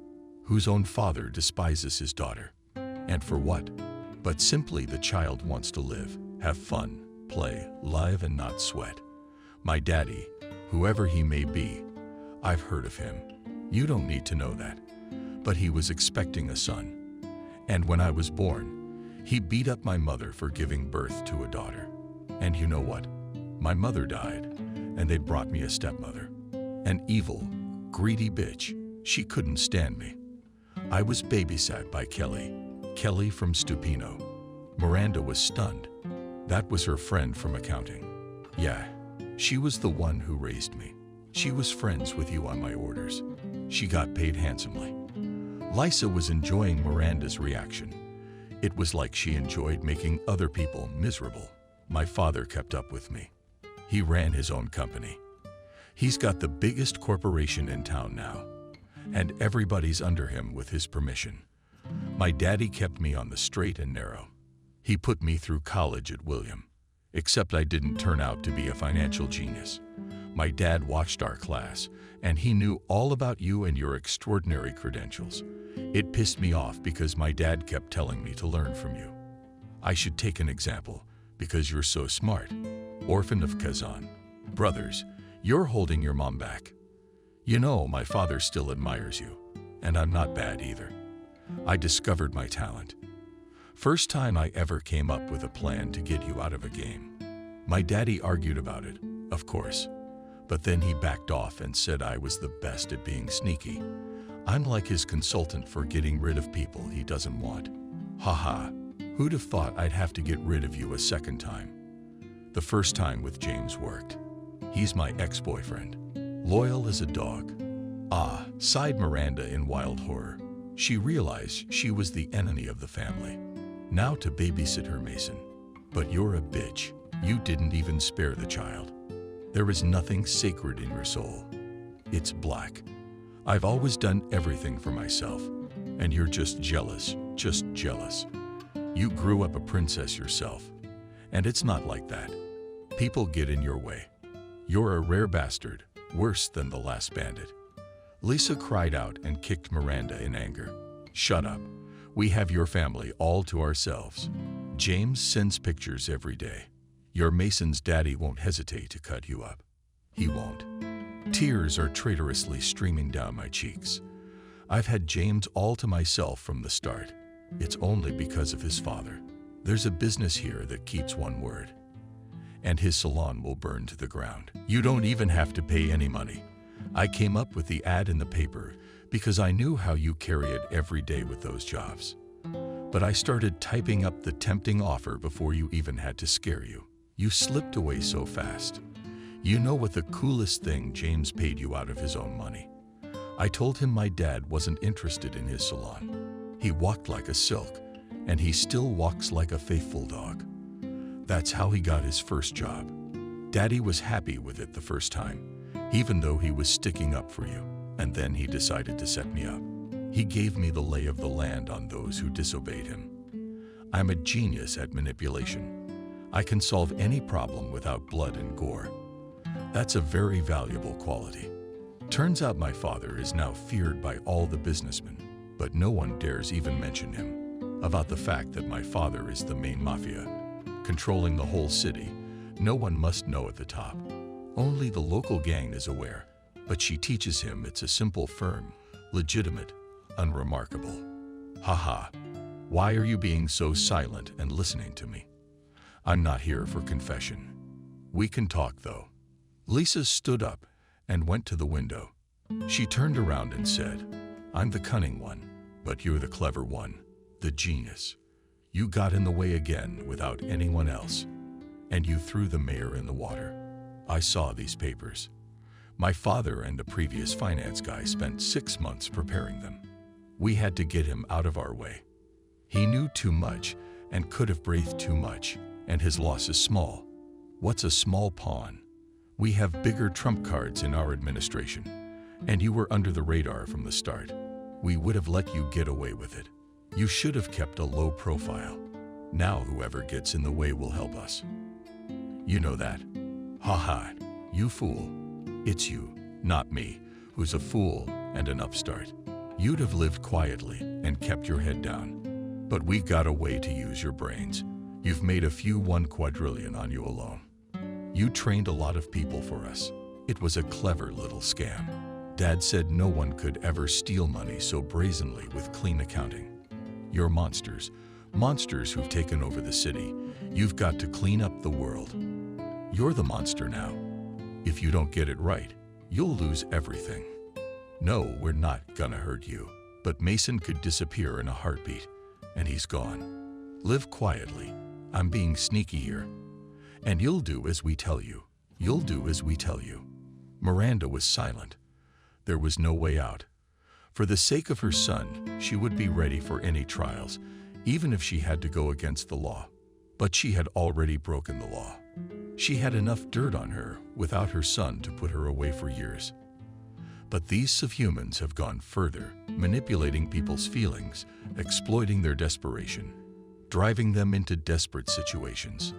Lisa had indeed discovered a strange and valuable talent for her daddy. She was mentally traumatized at birth, an irreparable loss, turning her into a monster. And now to business. You are now at our complete disposal. We'll go to your village together for a photo shoot. Then you'll come home and tell the story that you visited your mother's grave, that you lost your memory or were robbed. Make something up. You'll go back to work like nothing happened. But now you're gonna make the documents that will cover up the greatest fraud of the 20th century. Can you handle it? I'm sure. But remember, documents will need to be prepared in a week and then give them to Jacob. You'll get your instructions from the online game.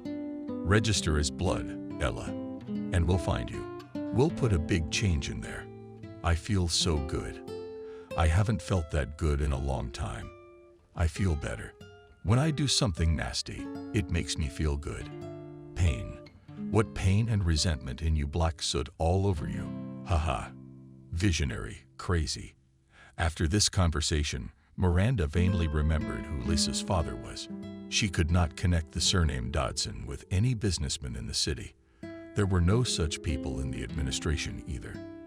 And in fact, according to the story, the mayor's seat was intended for Lisa's father, a criminal. There was a sea of deputies and various chiefs. It was not yet known who would be appointed to the post or elected to the vote. Miranda was not familiar with the nuances of appointments. She had not heard of anyone with the last name Dodson, at least not in Jasoba's inner circle. But the last names could have been different for the daughter and the father. Miranda's back home. She could finally be near her son and brother. Nothing else matters.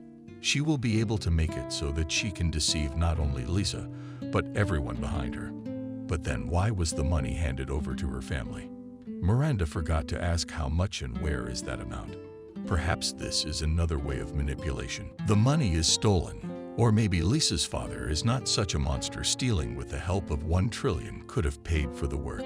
Miranda got up in the morning with a heavy head. Mason woke up and was hugging his mom.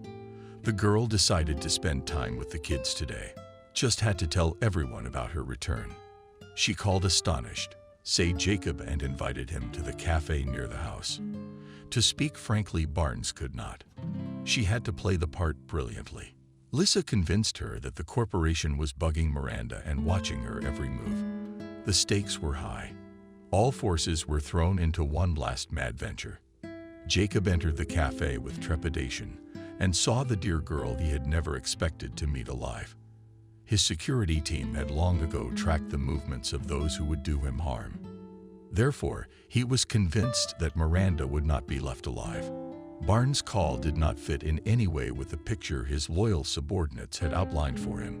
Times were undoubtedly difficult. No one was completely trustworthy, not even Miranda. Suddenly back from the dead. "Hello, Miranda. And who is this good citizen?" Turned to Mason and shook his hand like an adult. "Hello, Jacob," reverently said the girl softly. "And this is Mason. He is the 5th year. I couldn't resist." The young woman hugged the mayor and then sent for embarrassed from behind the sudden impulse. Miranda recounted exactly the memorized story of the trip to her mother's house. "Miranda, are you in danger? You realize I'm not going to believe that story. I left on my own. It was a stupid thing to do. I shouldn't have scared everyone. But the day I disappeared was my anniversary." They talked a little more about little things. The disappearance was never brought up again. Let security look into it. And Donaldson, who mailed a report on the investigation. The detective had to bypass Miranda's pursuers to get her on the right side. As she left, the mayor scribbled something on the napkin, but no signs showed in the writing. Miranda folded the white napkin into her pocket, and they went for a walk. Charles waited for the call and met them in the park. This was to be the happiest and most serene day ever. Tomorrow, Miranda would return to work as if nothing had happened, get her paperwork in order, and really start preparing the diversion. Not for nothing. However, she was called saboteurs at the very beginning. The day passed quietly.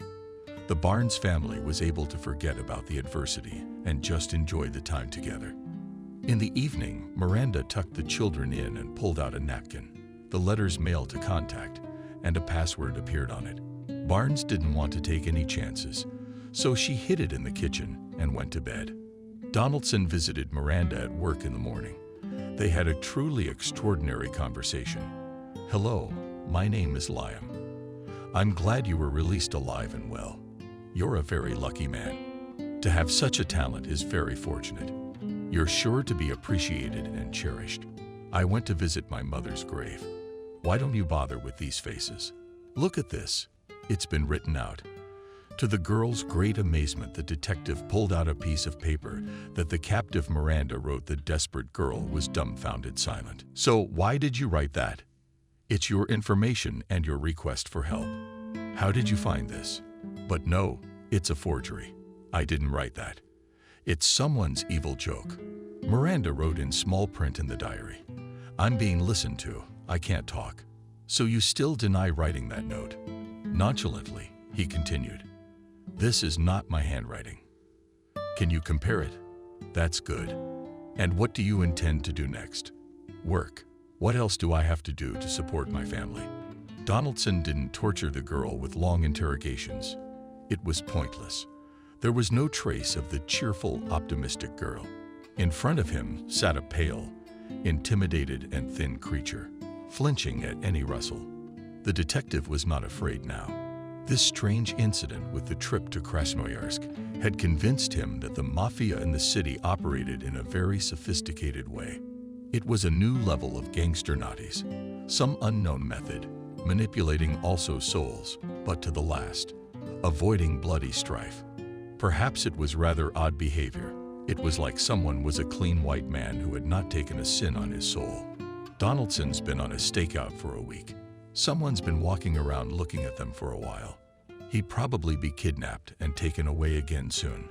But he had managed to pass on all the reports to Jacob, outfoxed the invisible enemies, underestimated their rival, and the security service had very subtly investigated and confirmed all the assumptions.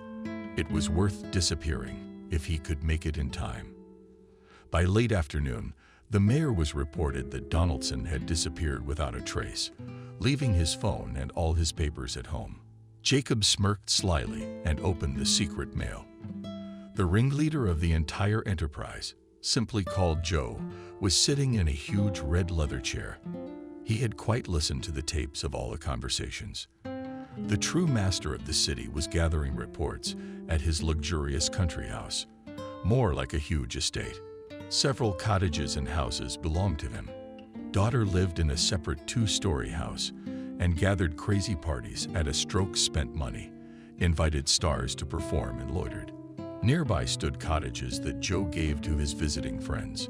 All the property was divided up and put into the name of his daughter, his wife, and his devoted assistant and friend. Miranda, by all accounts, was behaving roughly. He had already been told that she had devised a scheme of machinations that would frame the acting head, as if such deeds the mayor turned every year. The money would do the trick. Almost everyone in the administration was on the hook. Some were blackmailed, others were bribed. Everyone whose vote could influence the mayor's choice was on Joe's side. But Donaldson was very worried. He should not have listened to his daughter and buried him in the woods, but sent him to these cities. A guard came into the hall and said, "You have a visitor, Liam Donaldson." A week later, Miranda, with the permission of Security Chief Pereverzev, handed over the false documents. They were approved. The mosquito's nose was clean. It was decided to act the same day a prosecutor's audit was held in the administration. Jacob was handed a search warrant and found that ill-fated folder. All documents were seized, planted specialists for inspection. After 4 o'clock hours of painstaking labor, all documentation was verified. Business in the administration was conducted according to the law. No charges were filed by the prosecutor's office, expressing admiration for the cleanliness and management of all financial transactions. Jacob was able to prove himself worthy of his position. It remained to be seen who had called the prosecutor's office and filed the false report. After the audit, the administration was in chaos. From fear shook all those who plotted an administrative coup. It was clear that the operation was wrapped up, ahead of invisible enemies, that the mayor himself and the team loyal to him were aware of the betrayal. What happened to the folder Miranda had so carefully prepared? Frightened to death, the girl decided that she would have to choose between the two people dearest to her. But maternal feelings of love for her son and fear moved. She decided that Jacob will soon be able to prove his innocence, to get out of this situation. And after all, an arrest wasn't life-threatening. Stubborn, Barnes wouldn't cooperate with the mayor or his investigator. May she be forgiven for that weakness. She really did a brilliant job. Handed over the compromising materials in person. And an hour later, the prosecutor's office showed up. Jacob wasn't very good at financial matters. At least he wouldn't have been able to identify the forgery, like the time at the airport when he was carrying the paperwork for the deal. But Donaldson had warned that Miranda was under surveillance and like a robot working for the enemy. Miranda's file was a time bomb. On behalf of specialists he knew, the documents had been prepared and redone in advance. The folder was switched by Jacob himself.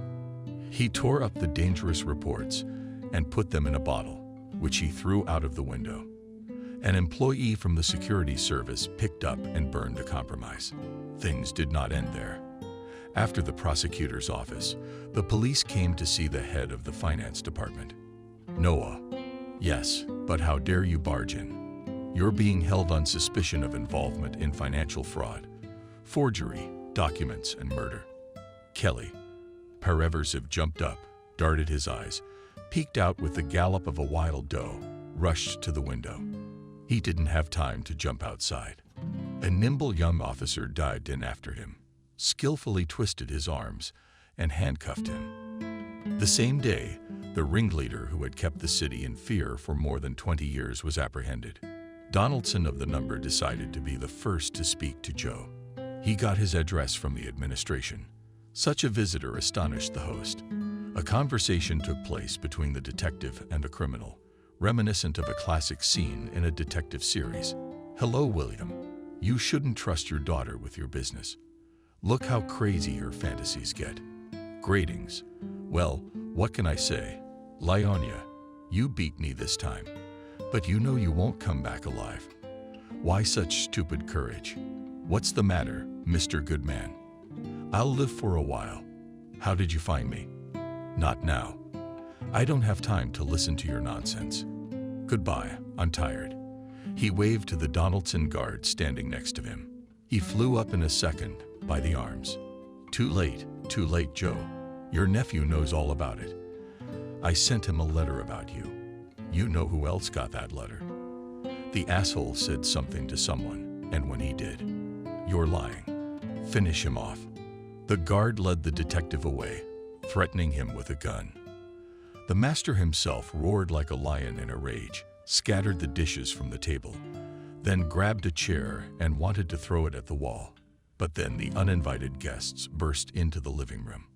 By the time Donaldson spoke to Joe, the SWAT team was already preparing to storm the place. William, you are arrested on suspicion of kidnapping Miranda Barnes and financial fraud and forgery. The investigation has been long and arduous, interviewing witnesses, looking for accomplices, conducting financial audits. Soon Lisa, who bore her mother's surname, was arrested. However, it was impossible to prove the involvement of many employees of the administration. Traitors flooded the city and got away with it. Miranda could not believe that everything had ended well, but she did not know the details and waited impatiently for news. Jacob allowed her to stay, realizing that it was only out of desperation that the poor little girl had decided to embark on such a horrible venture. Late in the evenings, she sat alone in the kitchen, knitting a shawl, which was soothing and gave her a chance to focus. For over a week now, she had been kept in the dark. Someone had made an evil joke, saying it was Cushing who had kidnapped her denunciation. She didn't believe it, just as she couldn't accept for a long time that her kind, pleasant boss, Noah, the source of evil, had broken the fates of many people.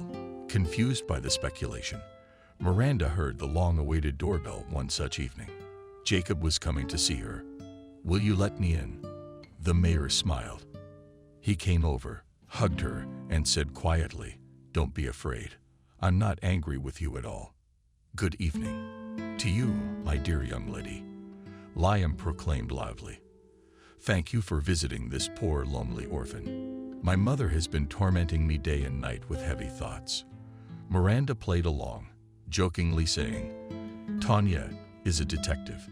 The men handed her a potted rose, a bag of groceries, and a zebra rocking chair. For Mason, It reminded her of that carefree day when she and Kelly had gotten on the horse James had brought. The tears flowed by themselves in an endless stream. She escorted the visitors to the kitchen and closed herself in the bathroom to cry. When Barnes came to her senses, she returned to the guests. They were already in the kitchen. Taking the amazing restaurant food out of the bag, Charles came rustling in voices. "Oh, that's good." He woke up quickly and sat down at the table. "Oh, just to eat," Miranda and Liam said with glee, remembering Lisa's words. They laughed, although Barnes could not understand how the detective knew that. After the feast, they went into the living room, sending the shot glass to bed. The door was closed. About her adventures to the family, she told in general terms, not wanting to scare her brother, but all that she had been through. Donaldson took the floor. Seeing how tormented Miranda was and impatiently glared at him. "I won't keep you waiting and I'll tell it like it is." But Lisa was clear. She was only trying to prove her worth, resentful from birth, growing up in luxury, but without love and along with her father's indifference. He bought himself from her with money. In her grew complexes, breeding, anger.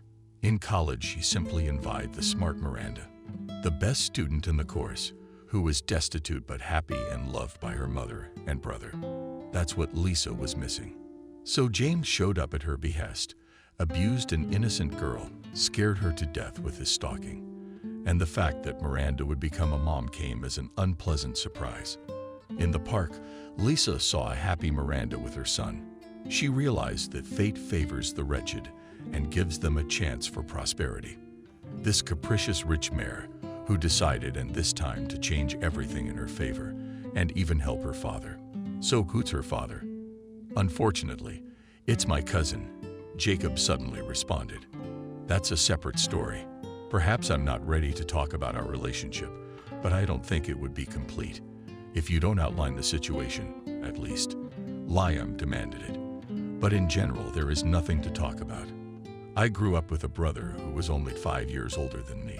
My parents died in an accident many years ago." Cushing was silent, turned away, but moved into himself. He continued, "William's parents raised me as their son. I studied well, had high hopes, and was going to become a military man. And then Vanya and I had an argument. He wanted to prove that he was better than me, that he would be the mayor of the city. But it so happened that I managed to graduate from the institute and got a job in the administration. And after the mayor was removed from office, the majority voted for me. It was a matter of chance that I became mayor. I just happened to be on hand, worked well and honestly. I was torn in front of her. By putting me in the mayor's chair, a lot of people got promoted. I didn't forget or hurt anybody. William took a different path. He went into business for himself first. His business was successful, but that wasn't enough. Eventually, he bribed whoever he needed to get elected as a deputy. I helped him and got him a job in the administration. He became my first deputy, so he could claim the position if I was removed." Judah whispered to Miranda, "What about Pereverzev?" "Well, that's just a greedy and unprincipled scumbag like the others. He was simply on retainer, receiving a monthly fee for some services. He and my father have been plotting a coup for a long time. Only Miranda cleaned up the mess and put things in extraordinary order. That's not all." Zoshchenko softly told Donaldson with affection, looking at Barnes. "And about your place in this case, want to know?" "Yes, of course," blushed the girl for the first time at looking at the detective, handsome and energetic man. "You first spoiled all the plans and ruined the diversion by pointing out the mistakes there at the airport when you sat in the puddle. And then William figured out a way to turn the case in his favor. He locked you up in one of the houses he owned. You were tricked into going for a walk. The rest of the rooms were bricked up, creating darkness in the hallway. The site of the house was filled with clay and sand. They didn't even bother to paint the walls white. It looked like an old house, and the stone walls were his thing. He faked all his houses to keep them out of the public eye. Security helped me track down Pereverzev. He was meeting with Dnipro. It wasn't hard for the seniors to find the address. I wandered around his mansions for a long time, until I came across a bottle with a note, as the guards had not found it. I found it behind the house, far from the gate. And what was in the note? Jacob perked up. Well, Miranda wrote her details and that she was being held by force in the house. It's incredible what you found. You're quite the detective. Tell me, what about Kelly? How was she involved in this case?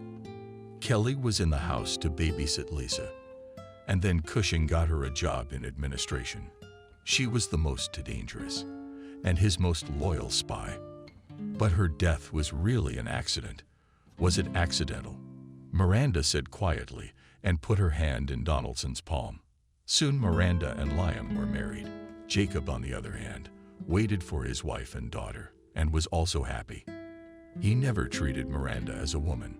For him, she remained a little unhappy girl. So similar to his daughter, Barnes took a position as head of the financial department and entered the institute. No charges were ever brought against Lisa. The girl has not learned any lesson from the situation. Barnes is the source of all her misfortunes. One day, Miranda came out of work and saw Lisa leading her son around the corner of the building.